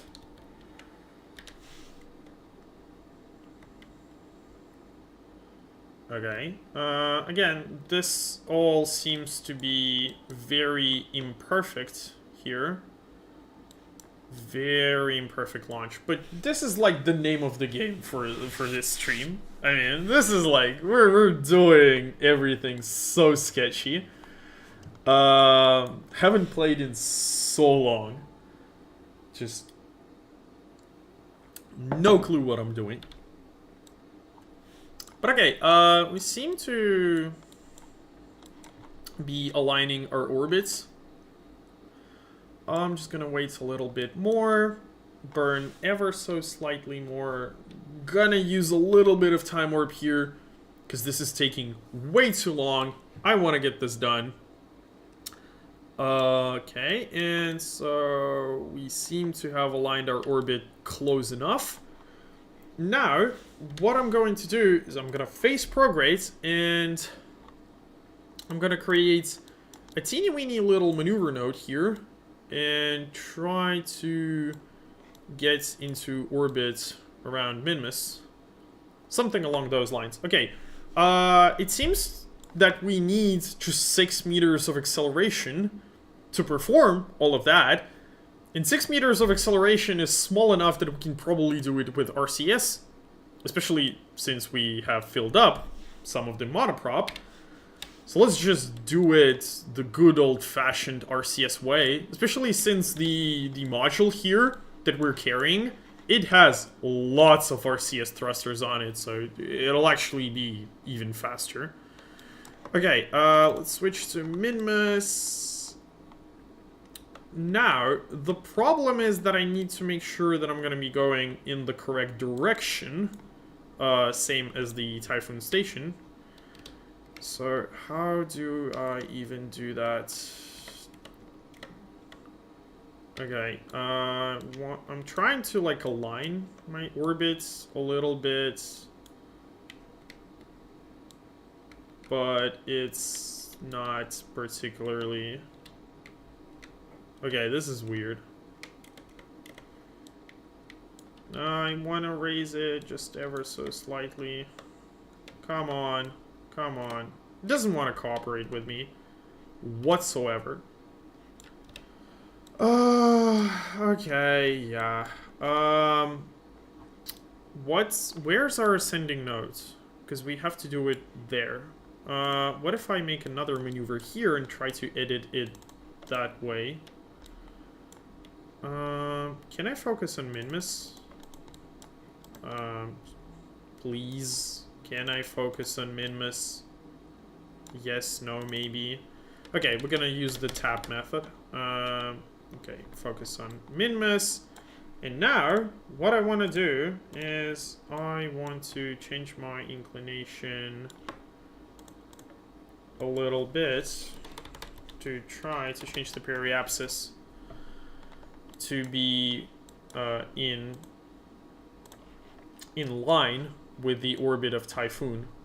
So let's try doing that. No, that's not it. It's also not what I need. Probably need this one. Yeah, that's looking good enough.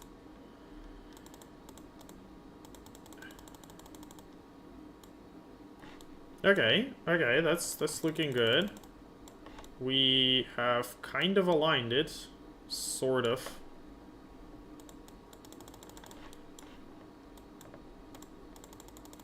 Okay, that's looking much better. Okay, and I mean, we could probably try to align it a little bit more. Just a little bit. Okay, this looks good enough. I don't think we're gonna get it much more precise than this. So, let's time warp, I guess. Okay, what am I looking? I'm seeing the orbit flash everywhere there. That was happening when I was changing the trajectory, so that was kind of probably expected, somewhat. Not really, but whatever. Okay, now I'm gonna have to make the maneuver here. Again, it's 10 meters per second. Definitely not worth starting the liquid hydrogen engines. So we're gonna use RCS burn feature in MagJet to perform the maneuver purely with RCS thrusters. And actually I want to service the engine here, because even though we have quite a few ignitions left, we don't have a lot of burn time left. And we actually don't have a lot of fuel in general. We're kind of lacking. We have around 380, 360 meters per second of delta V, which is not a lot because I'm gonna use around like 100-ish to dock to Typhoon and perform all of those maneuvers. Then again, we are going to be leaving the arms here on the Typhoon, and that will substantially decrease the mass. So I'm hoping that it's just going to be enough for us to go back to Kerbin. Because the space taxi here will have to eventually go back to Kerbin. Oh, by the way, I wanted to leave the guys here on Aurora, but I completely forgot about that. So, whoopsie daisy. In that case, we definitely need to go back to Kerbin. That's not even discussable in this particular case. Okay, let's time warp to Minmus. And hopefully... Oh my god, we're gonna be going in the wrong direction, aren't we? Yeah, we're going in the wrong direction. God damn it! How is that every single time? Okay, that is suboptimal. That is very, very, very suboptimal. Because we don't have enough fuel to just... I don't think we have enough fuel. Okay, let me check if there is a possibility that we can just brute force it and just change our velocity with a big fat maneuver, but yeah, we don't have enough. So, we are going to be using a little trick. Not the trick that I wanted to use, but we are going to put ourselves into a very inclined orbit. Very high, not inclined, very high eccentricity. Just like that. So our apoapsis is very, very high. And at the apoapsis, I am going to change our velocity the other way. And this will change our direction with just 100 meters per second of delta V. And then we can slow down back to dock with Typhoon. Sounds like a plan. Awful plan, but plan nonetheless. Or, actually, since we're still kind of far, we could try doing a different trick. We could try changing our direction like this. That seems better. Yeah, that's way better. Okay, execute next note. Okay, let's perform this maneuver. So yeah, the problem is I tried to make sure that I was going in the correct direction around Minmus. And obviously, I wasn't. For reasons. Every single time I mess it up. Like, with Mon, I'm usually fairly consistent. I go in the same direction every single time. But with Minmus, it's like 50-50. Basically a coin flip. But it's not like a coin flip in the mathematical sense. It's a coin flip in the sense that it's like whatever it is that I need, but the opposite. This is like always wrong. Always incorrect. But we hopefully can correct for that in this particular case. So let's just execute this little maneuver over here. Not gonna be particularly sophisticated, just gonna change our direction of orbit around Minmus, and then we're gonna slow down to dock with the Typhoon Station, and that will hopefully conclude all of this huge mission. Well, not really, because we still have to get back to Kerbin, but still, we will have at least successfully completed the upgrading the Typhoon Station part of our journey. Okay, let's create another maneuver here. Actually, you know what? I'm not gonna create any maneuvers here. I'm just gonna perform the maneuver fully manually. And the reason for that... Oh, by the way, we're going kind of close. We are going kind of close. Yeah, you know what? Let me fire the engines here just a little bit more.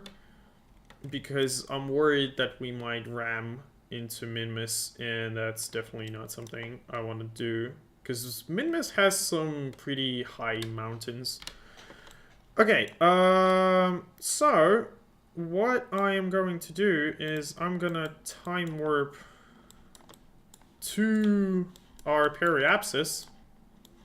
Here we are, approaching Minmus, obviously from the shadow, and oh, okay, yeah, we're fine, we're fine. Came kind of close to the mountain there, got me worried for a sec.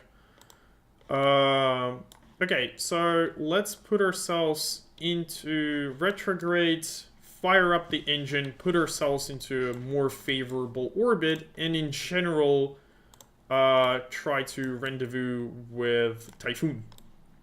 Because that's kind of what we're trying to do here. Okay, let's fire up the engine. And this is gonna take a minute to change our velocity, because again, the thrust to weight ratio is kind of low. I mean, it says 6, but that's 6 on Minmus, not 6 as in 6 Gs, obviously.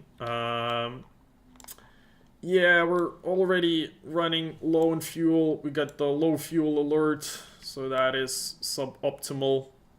Okay, now let's line up these two intersects here. I'm going to do that using RCS.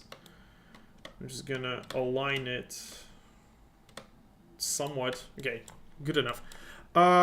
During our descent node, actually, you know what? I'm going to burn for just a little bit longer. And the reason is that I don't want to go that far away from Minmus, because it's just a bit too far. Now I'm just gonna align these intersect nodes somewhat closely. Okay, yeah, that's looking good enough. Now we are going to time warp till our descending nodes. We are going to correct for plane error that we have, because the planes are not aligned. Okay, so this is a descending node, so we have to point towards normal. So if it is a descending node, you point towards normal. If it is an ascending node, you point towards anti-normal. Yeah. Okay, so let's do that. I'm just gonna time warp towards it. We're going slow enough that we can probably perform the entire maneuver purely with RCS. Okay. So that aligns us, and we're gonna fire on our RCS for just a little bit, correct our node. And as you can see, we have successfully aligned us. And now I'm going to fine-tune closest approach to target. I'm gonna set for this instance 0, because it's probably gonna be not particularly precise. Let's set execute next node. Obviously RCS burn, because we need to change our velocity, but like less than a meter per second, basically fart in the right direction or something along those lines. Should be good enough.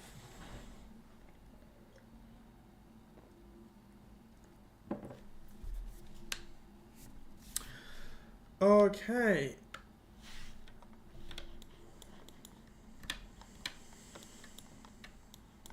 Can I please, oh, I had the camera tools turned on.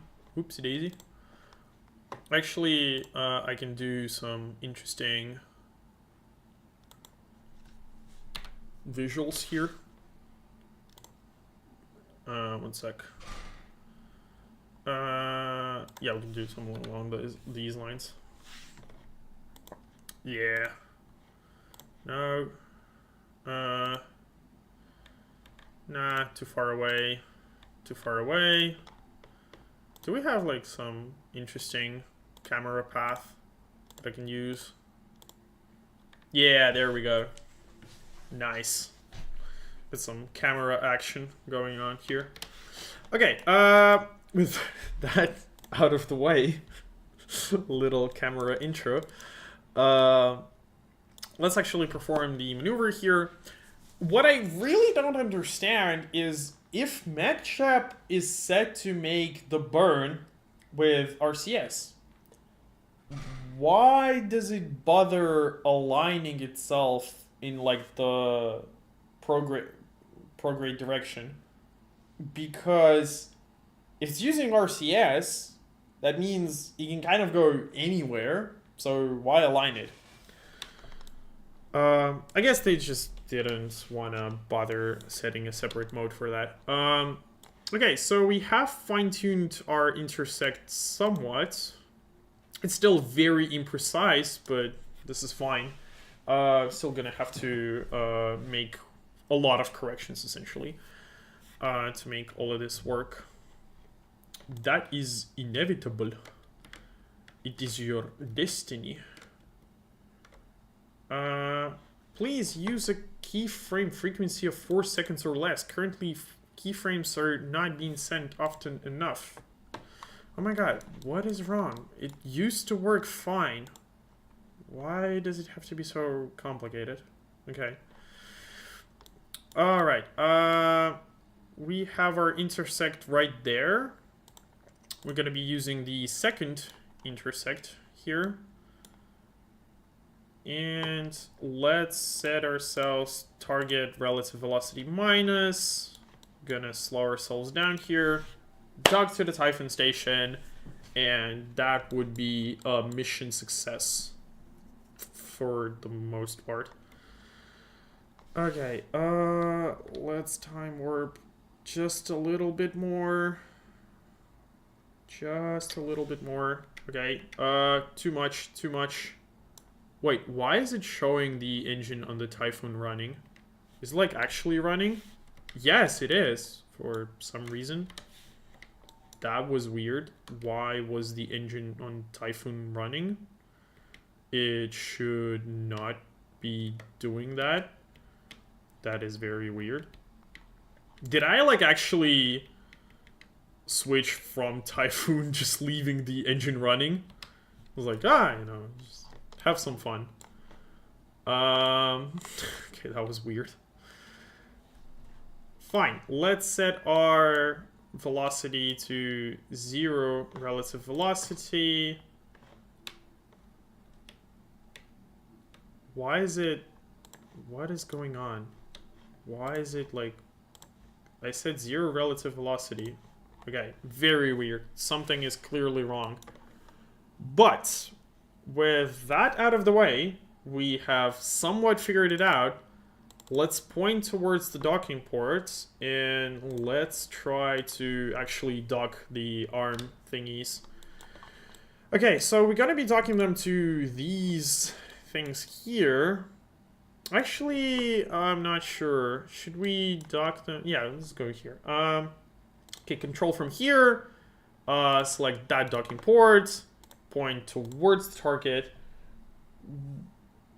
Wait, are you taking the ships back or are you transporting crew? Well, I mean, my goal is to just attach these arms because those are the, like, kind of resource arms that just have a bunch of resources on them, a bunch of solar panels, and I want to attach them to the Typhoon station here because the Typhoon station does have these solar panels right here, but they don't align to the sun, so I have to, like, turn the entire space station, and also they are just not enough to provide all the electricity that I need for the space station.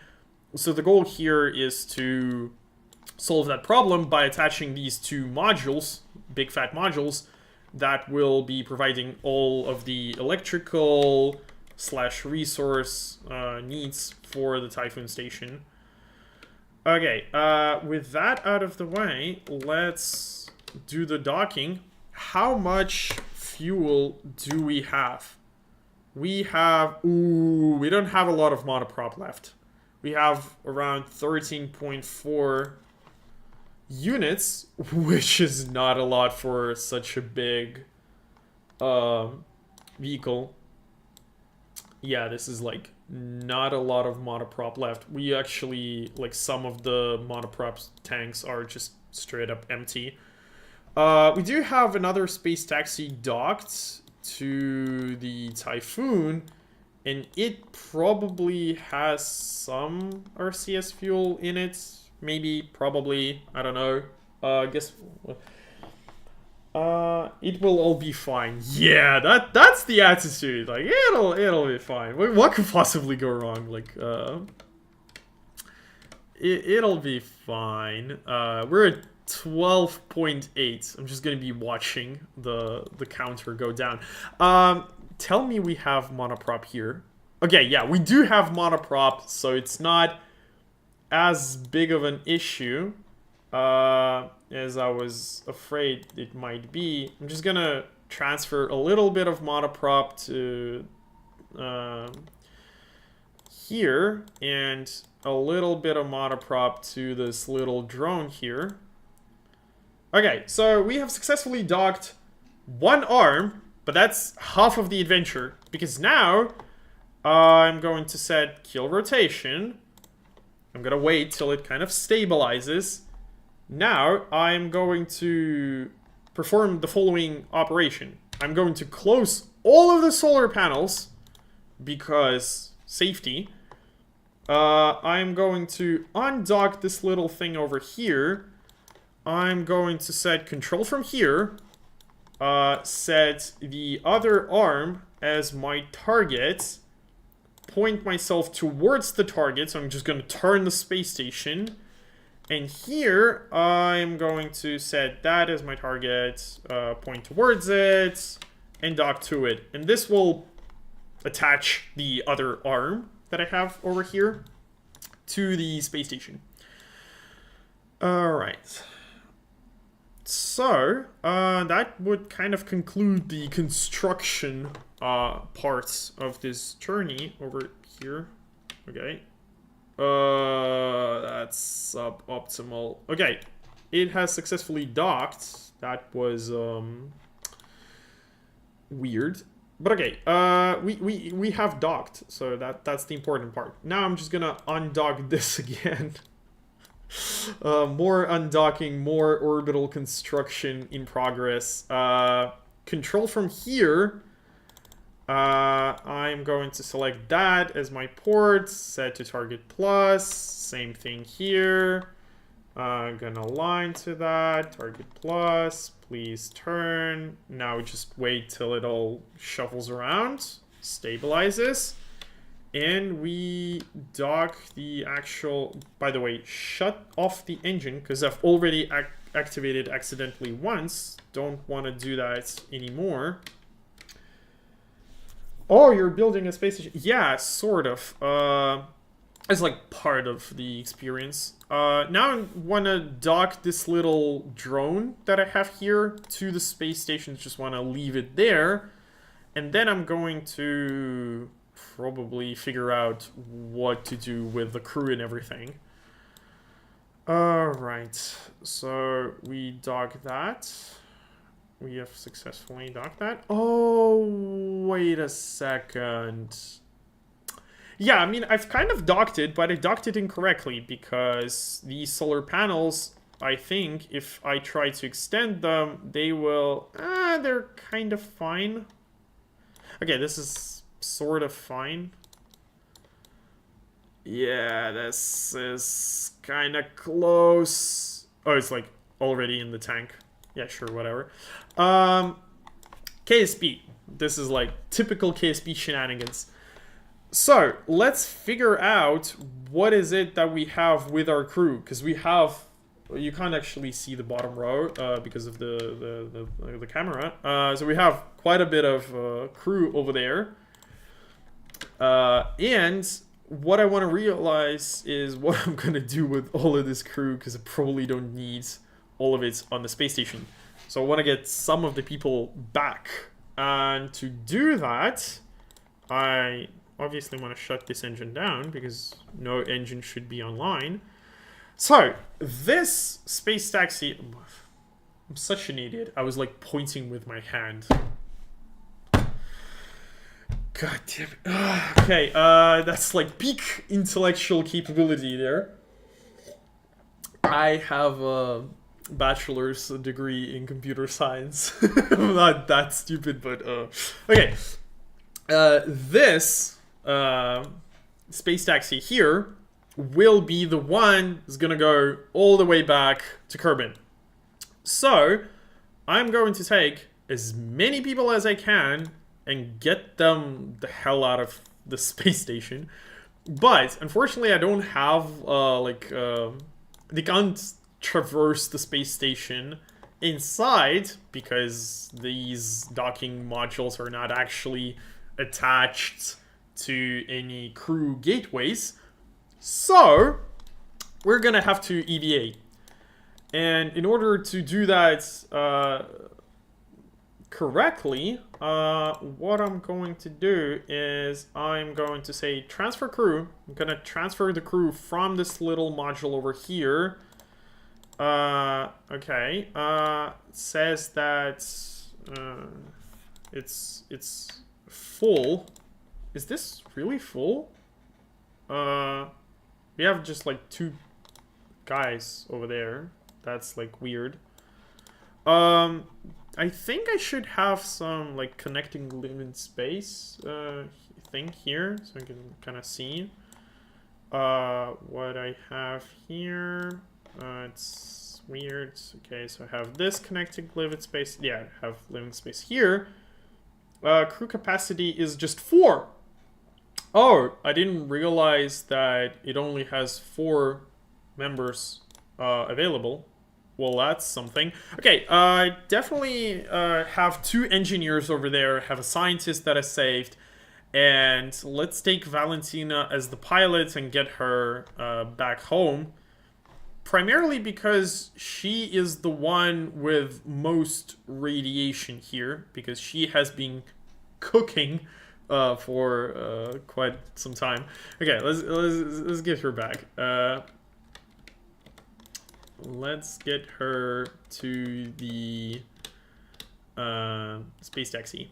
Okay, and this will go all the way back to Kerbin. But the question is, does it have enough fuel? And the answer is, whether it does or not like we have a whole lot to offer either way. But let's try to refill what scraps we have left. I'm just gonna give this space taxi that's gonna be returning pretty much all of the fuel I have left. Primarily because I don't remember whether the space taxi that I'm using is capable of re-entry, not from like a low Kerbin orbit, but from a high orbit, because it's going to be going a lot faster, and I don't remember whether it is rated for that. So I'll use some of the fuel to slow down, and this means that the Typhoon Station is now officially out of fuel, but it's a space station. Why would it need fuel? Duh. And with that out of the way, let's also leave as much RCS fuel as we possibly can here on the space station, because again, resources around Minmus are very valuable. I want to leave as many resources here as possible, and this also includes some other less known resources. For example, oxygen. I want to move some of the oxygen that I have here to all the other modules here. So I'm just gonna move oxygen to all these other components over there, just leaving as many resources on the Typhoon Station. Actually, like things like oxygen, food, water, while they are kind of important, I'm not using Time Warp all that much, so this is normally not a problem in my specific playthrough, but you still want to be as diligent as you can about it. Also, we have some monoprop in the pod here that I didn't realize that I have, which means that we could probably transfer this monoprop as well, just leaving as many resources as we can. This little bit of management here is definitely not required by far, but it's still nice to perform. If you can do it, it's a good thing to do. I actually should also spend a little bit of time just setting the priorities on like what is used first, because you can see that I have all of these tiny little container pods, and it just makes it annoying to refuel all of them at the same time. Makes it much easier if you can just disable usage for everything other than very, very large boxes. Just makes it easier to manage it later. Okay, so I'm just gonna disable usage for everything that is not a particularly large container, because it makes transferring everything just simpler overall. All right, so with that out of the way, let's also do pretty much the exact same thing for food. Okay. Like that. I'm just gonna transfer the rest of the food to the Typhon space station. Okay, this is boring. Very, very, but it is kind of required in a way to do.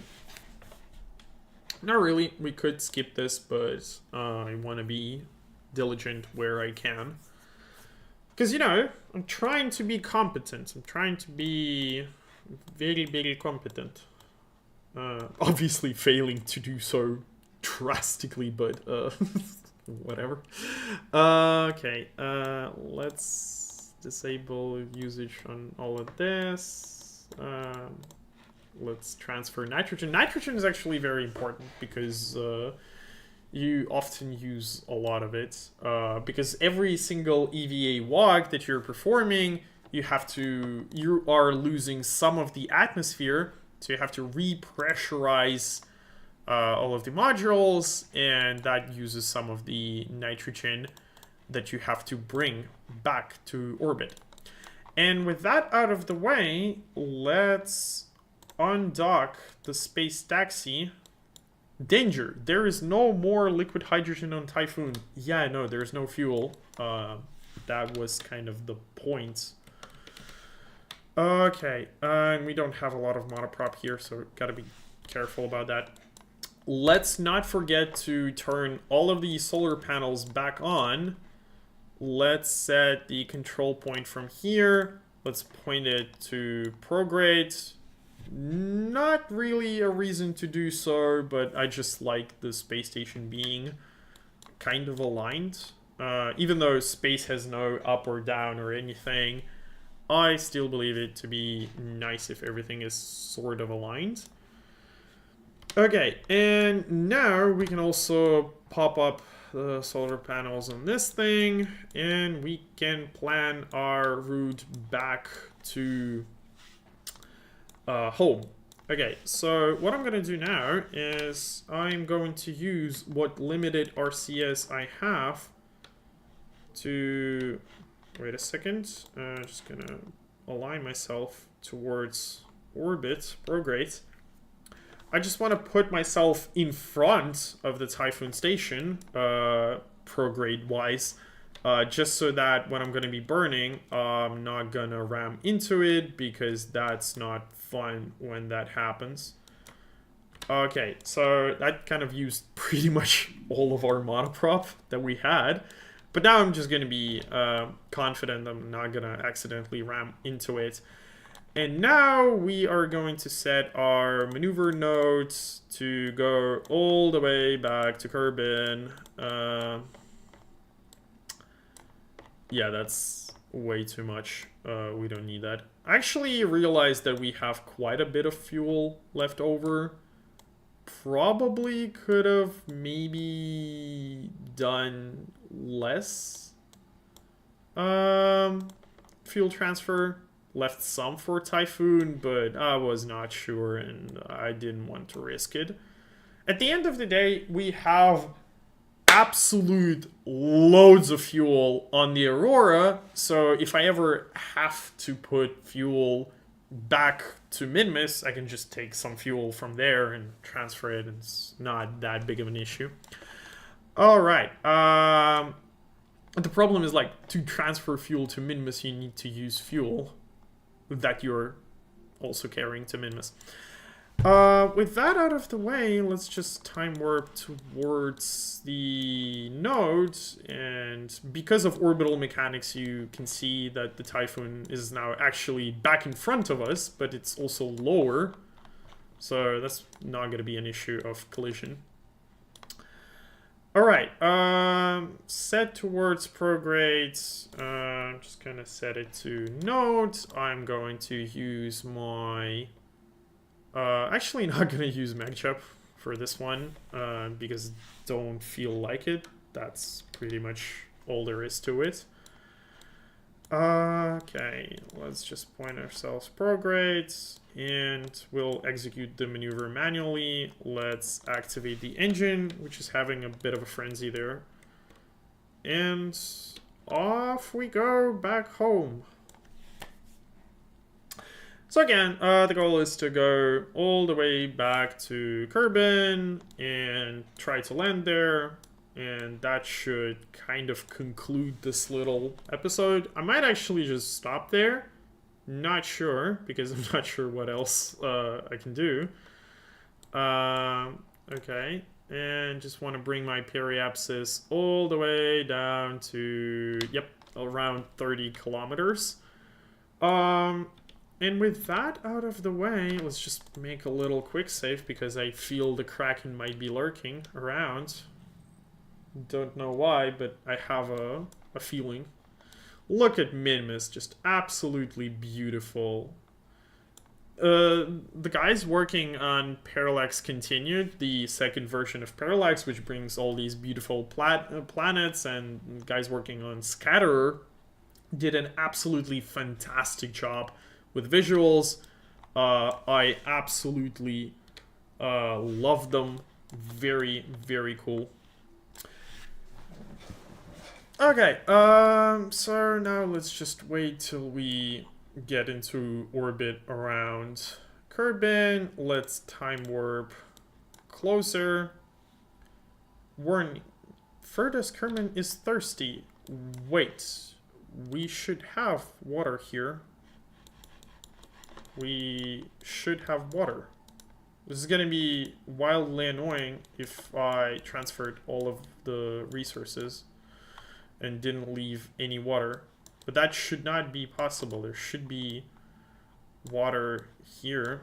If I can select the supply container. Yeah, just turned it off. Okay, so turning it back on. The guys are drinking. Everything's fine. Not to worry. Let's time warp all the way back. Alright. Everything's fine. We are very professional. Just very qualified to perform space missions. And with that out of the way, let's get close to Kerbin here. Let's set to retrograde. And like I said, I don't remember whether the space taxi is capable of performing landing with like being heavy. So I'm going to use some of the fuel that I have remaining to slow myself down just a little bit.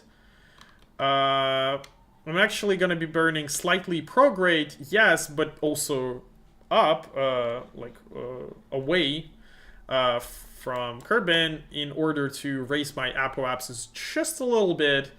Because I'm not comfortable going particularly steep into the atmosphere. And obviously, this is like a problem I have on absolutely every single landing. We're going to be landing during nighttime because reasons. That's always what is happening. It is inevitable. It is my destiny. That just happens all the time. Okay, let's point ourselves retrogrades, and let's finish the rest of the burn here. I'm just trying to balance it so that my periapsis is not too low. Because if you have your periapsis very low, even if you're going slow, you will still plow through the atmosphere too rapidly, and that could lead to various problems. I want to avoid those, so that's the reason why I'm fussing about the the periapsis, not the apoapsis. But technically it as well, whatever. Okay. And we have successfully burned the rest of our fuel. Now we are fully out of it. And what I'm gonna do is I'm just gonna stage my vehicle.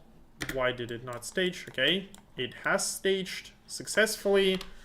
Gonna use the rest of the RCS fuel to just get slightly farther away from it. I have just barely any left, but should be enough to just not collide with it. On our way back to orbit, and yeah, let's just get far enough away from it so that we are in no risk of collision.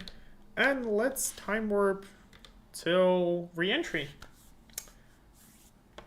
And off we go. Re-entering during nighttime, very high orbit inclination. Actually, I just realized that even though we're entering like during nighttime, we might like plow through far enough to land actually in atmosphere. Oh, we actually are going to be landing. Yeah, it's going to be a rather interesting landing. So what you can see now is the trajectories mod, which accounts for atmospheric drag, and it shows the orbit. And the orbit is so weird because it shows it relative to the fixed body rotation. So this is like what the orbit looks like from the perspective of Kerbin, not from like outside when you're like viewing it from the universe's perspective. This is like in the frame of reference of Kerbin, and that's why you can have these weird scenarios. When you go high, you slow down, and so your speed around the circle is lower. That's why the orbit is so weird. But with that out of the way, we are slowing down. These landing legs are not particularly sturdy, and that's precisely the reason why I was kind of worried about re-entering as is, because they would have burned off if I was not entering at this smoothed out angle. The only problem of doing so is that we're going to be crossing the radiation belt of Kerbin. If you're not aware, Kerbin has these radiation belts, which are, I think they're called Van Allen belts. These are, I've talked about them pretty much absolutely every single episode that I'm doing. But what these are like, because Kerbin has a magnetic field, when solar radiation hits Kerbin, it hits the upper atmosphere, it ionizes some of the atoms high in the troposphere, and those atoms, because they are now charged, they are influenced by the magnetic field of Kerbin, and they form these belts. And there's the inner belt, which is formed with mostly I think it's like alpha radiation, which are these like charged atoms, very high energy, very high radiation dose. And then there's also the outer belt, which is this belt right here. This belt is the outer radiation belt. It is formed with electrons. So very high energy electrons going super fast, high energy, dangerous radiation. Do not come close if you can. Unfortunately, we're going to be crossing pretty much straight through both of these radiation belts, but oh well. We do have radiation shielding on absolutely every single craft, but you can see Valentina here. She's been flying for quite some time, and she already has like 10% of her lifetime radiation. And this just means that at some point I will have to vacate some of my Kerbals. Now, in Kerbalism specifically, you can actually reverse the effects of radiation, which is not like realistic. It's purely a game mechanic to just allow you to heal your Kerbals back to their original fresh state. Oh, by the way, we're running out of electricity. Might pop solar panels here because we still need electric charge, even though we don't have our cryogenic tanks that we have to cool normally with electricity. We still need all of the functions of communication, like atmosphere, climatization, heating, cooling, all of those good things. So we're entering the atmosphere, gonna close the panels back, and gonna point myself to surface velocity minus, which is surface-wise, not orbital. And yeah, we're just gonna time warp through this because this is not gonna be particularly interesting. Can show some nice cinematic shots of us burning through the atmosphere. Actually, let me find some interesting. I should have couple of these paths. Probably some of them should be far. Yeah, something like this. Burn. Yeah, base circle. Okay. Frontal view. Yeah, this is what. Nice. Yeah, I'm just gonna plow through and deorbit ourselves. Very nice shots. I absolutely love it. But let's actually bump up the time warp. Oh, and I don't think we're gonna be re-entering this episode. We're gonna just do several re-entry attempts, just because we were going so fast and I was so worried about our periapsis that I forced us to go through the radiation belts a couple of times, which is suboptimal.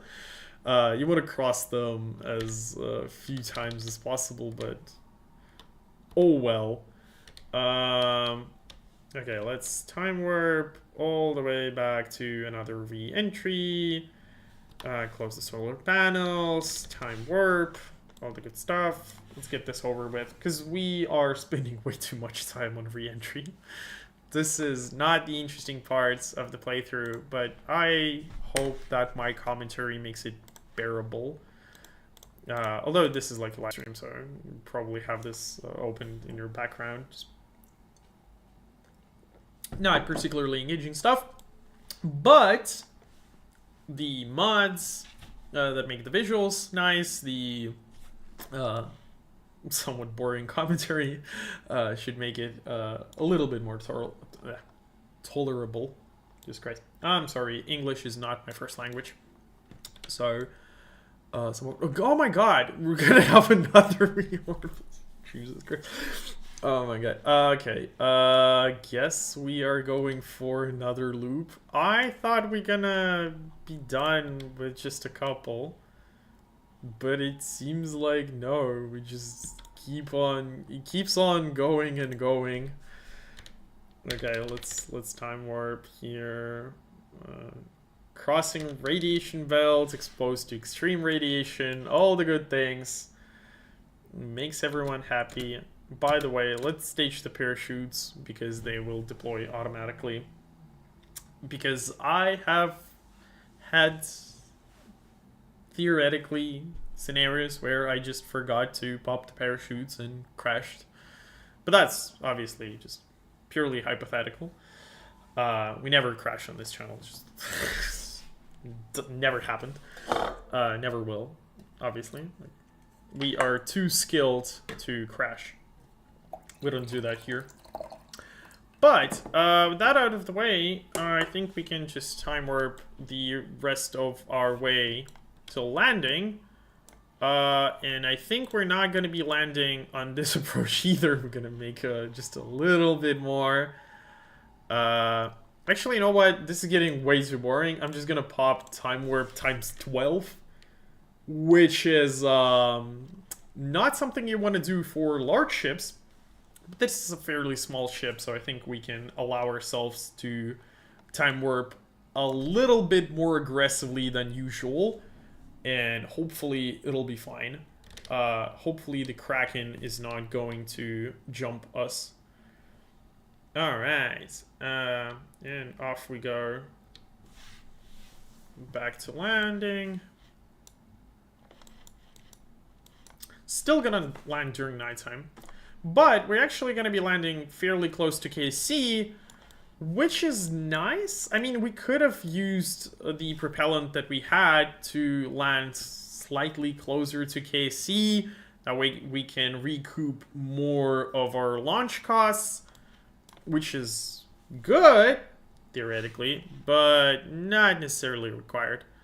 We are running low on electric charge, but I think we should have enough for the rest of the re-entry.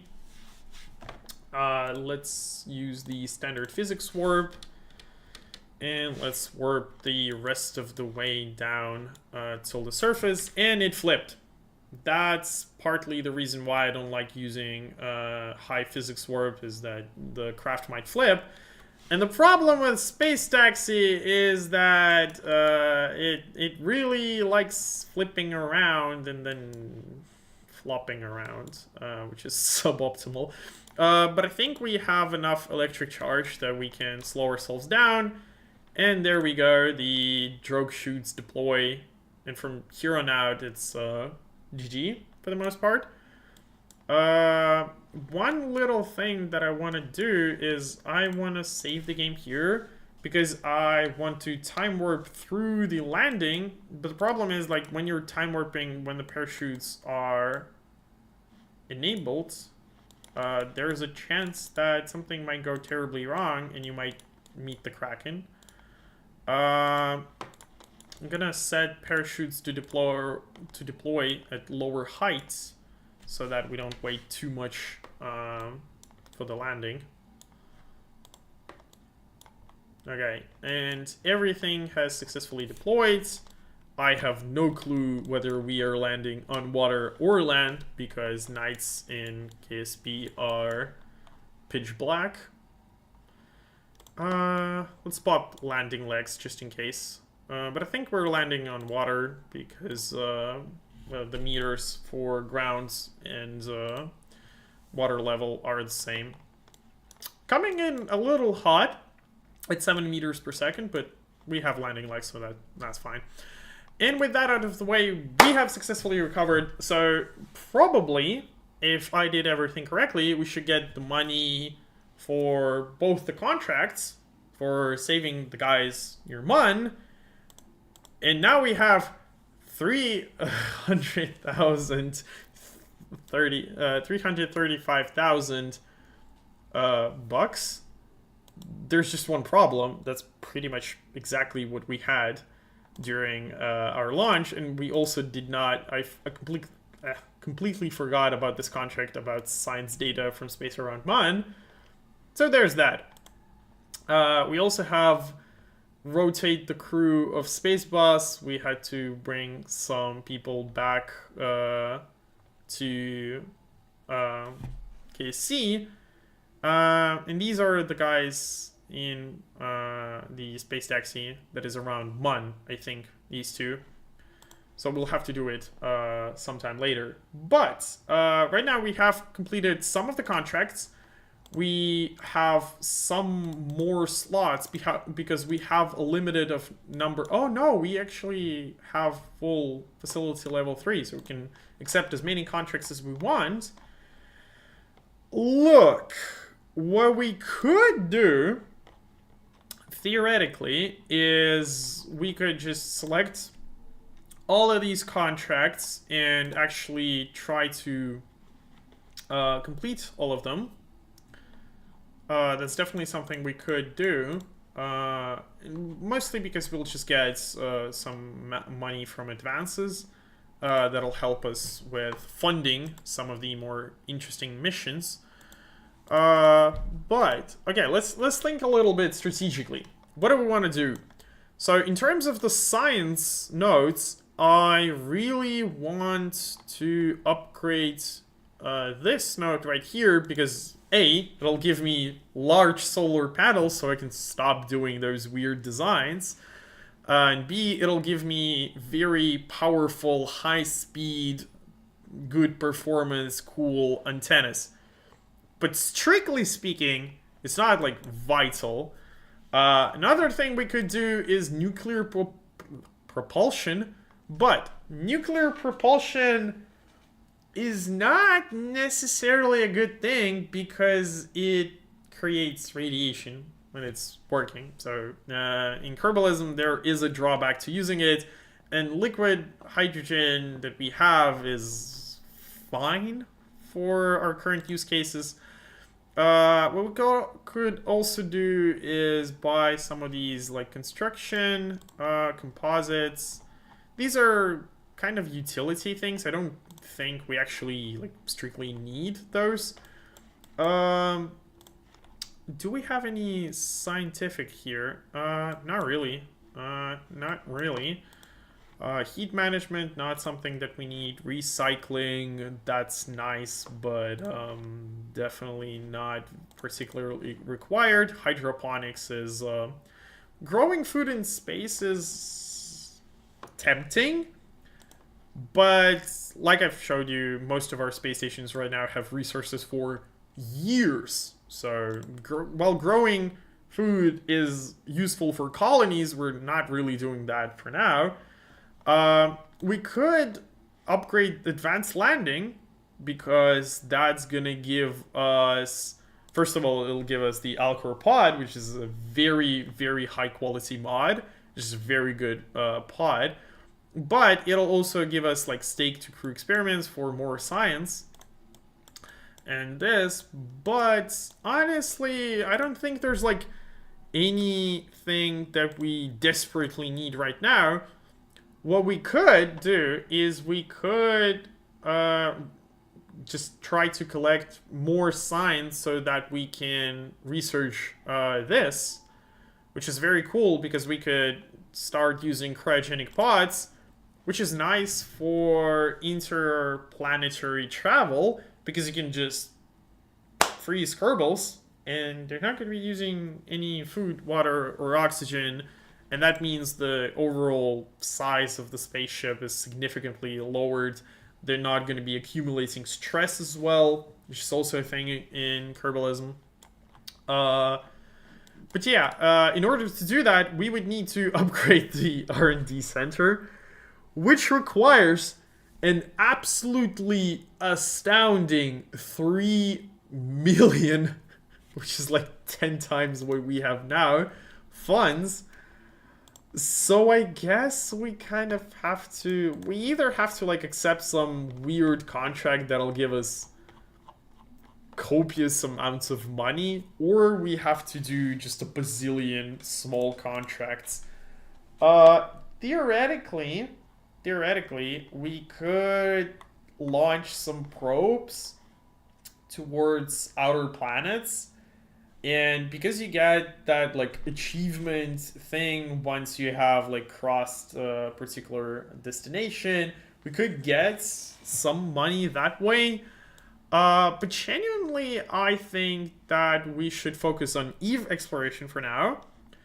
And speaking of Eve, we already have a mission towards Eve. We have 2 satellites that are en route towards Eve. They're called Lupa and Pupa, these 2 bad boys. You can see they are going towards Eve, and they should re-enter Eve in around 100 days. So what we could do is, because all of our spacecraft have tons of resources, we could actually just straight up time warp till that happens for like 100 days and re-enter, not re-enter, but just put them around Eve. And let me just show you these. If you haven't watched the previous episodes, this is going to be really cool. Very, very cool design. There's just one problem, is that it is buggy as hell. But you can see this design here. The idea is that these were launched at a very, very bad launch window. And they will reach Eve very early, because they didn't want to wait like a year, essentially, till the next good time warp window. But the problem is that that requires a ton of delta V. too much delta V to perform in a single launch.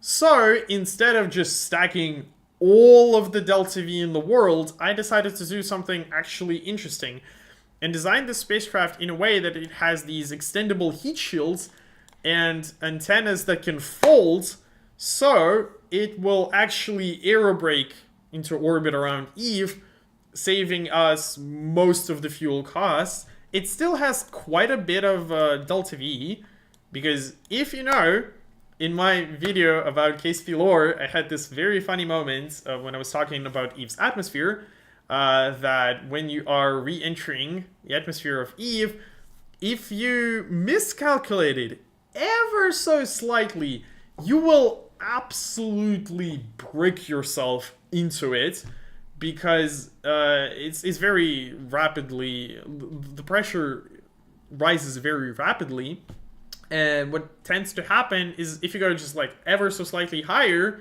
you overshoot. If you go lower, you just plow into a brick wall. Plow into a brick wall is like essentially a mission kill, whereas like overshooting a little bit is fine because we still have a bunch of fuel on the spacecraft, and that's why it still has quite a lot of delta V, because I will be able to correct for that somewhat. And so what we could do is we could just time warp till they get there, but the problem is that okay, let's say they get there, what then? Because then we're gonna have some more contracts around like going to Eve, re-entering the atmosphere, and while we will have these probes around Eve, they're just relay satellites. They're not really scientific missions. So if we actually want something interesting sent to the to Eve, we should launch, let me just show it to you, the Eve probe carrier, which is the funky little spacecraft that has a bunch of small probes.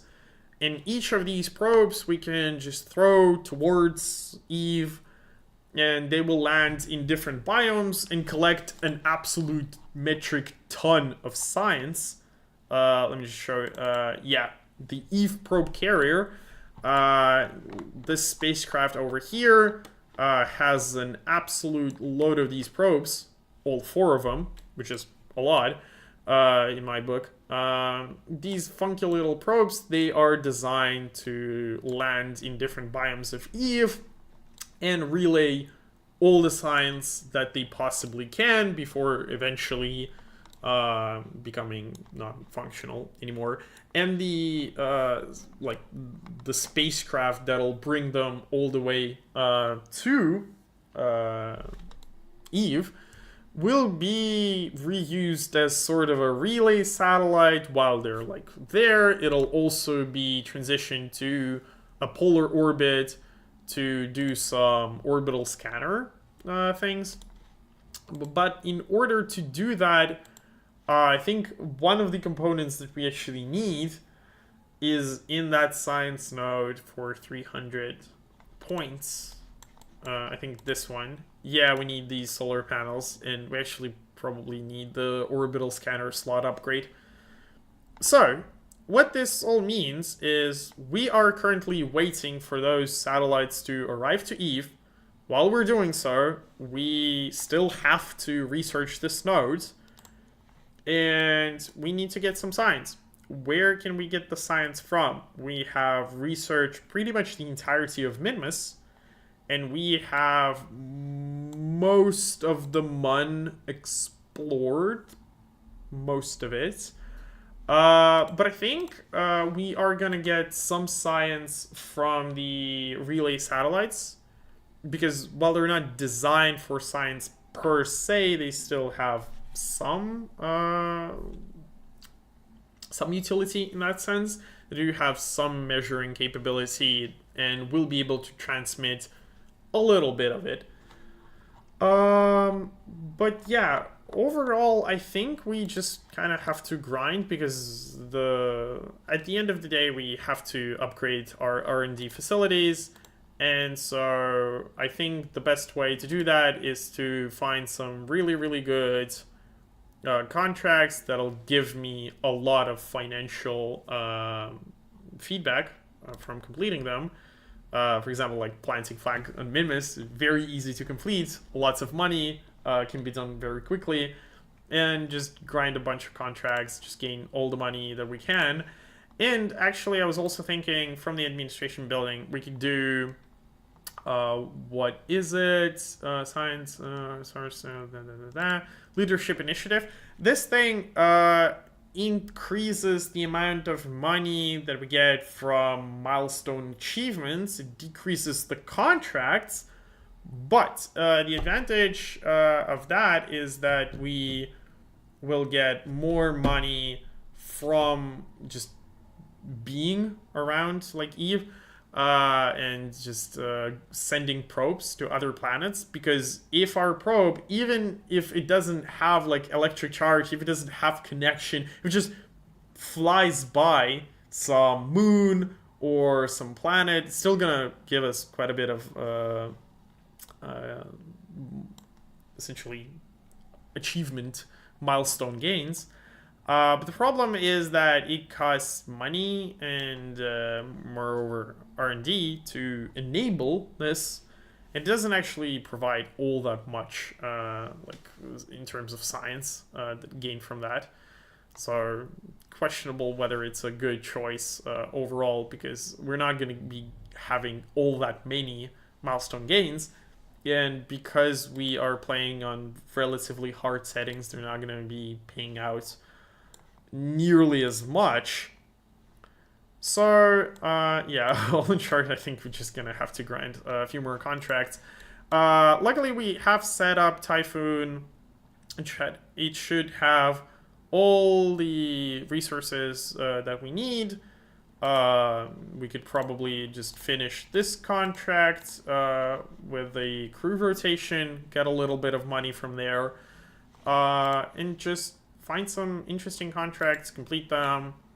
Probably we could also start thinking about building a base on the moon or on Minmus. And these are not going to be bases that we're going to be using right now, but once we research this node, I will definitely want to start building a refueling station on Minmus that will mine Minmus for materials, and that should give us way more science and well, not science, it'll allow us to create these refueling stations that'll fuel up rather inexpensive launches, because I can launch basically without fuel and still what I mean, I will have to get to orbit, obviously, duh, but I don't need any extra fuel, because the fuel will be waiting for me in orbit, because it will be mined on Minmus,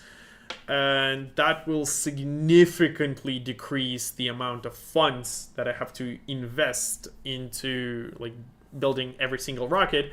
It should save us a lot of money, although like when we're gonna research this node, that means we've already collected like 3 million credits. So it's questionable, what do you need that extra money for? Yeah, but this is like for another day. For now, I think this was a good session. Thanks everyone for joining. If you haven't joined yet, join the Discord. Check out my all the links in the description. Check out the GitHub repo that I have, because all of the mod packs are there.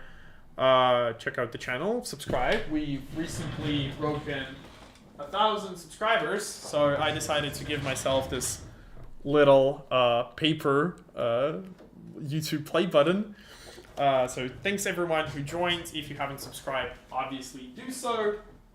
And other than that, I think we'll end here. And yeah, thanks everyone for joining.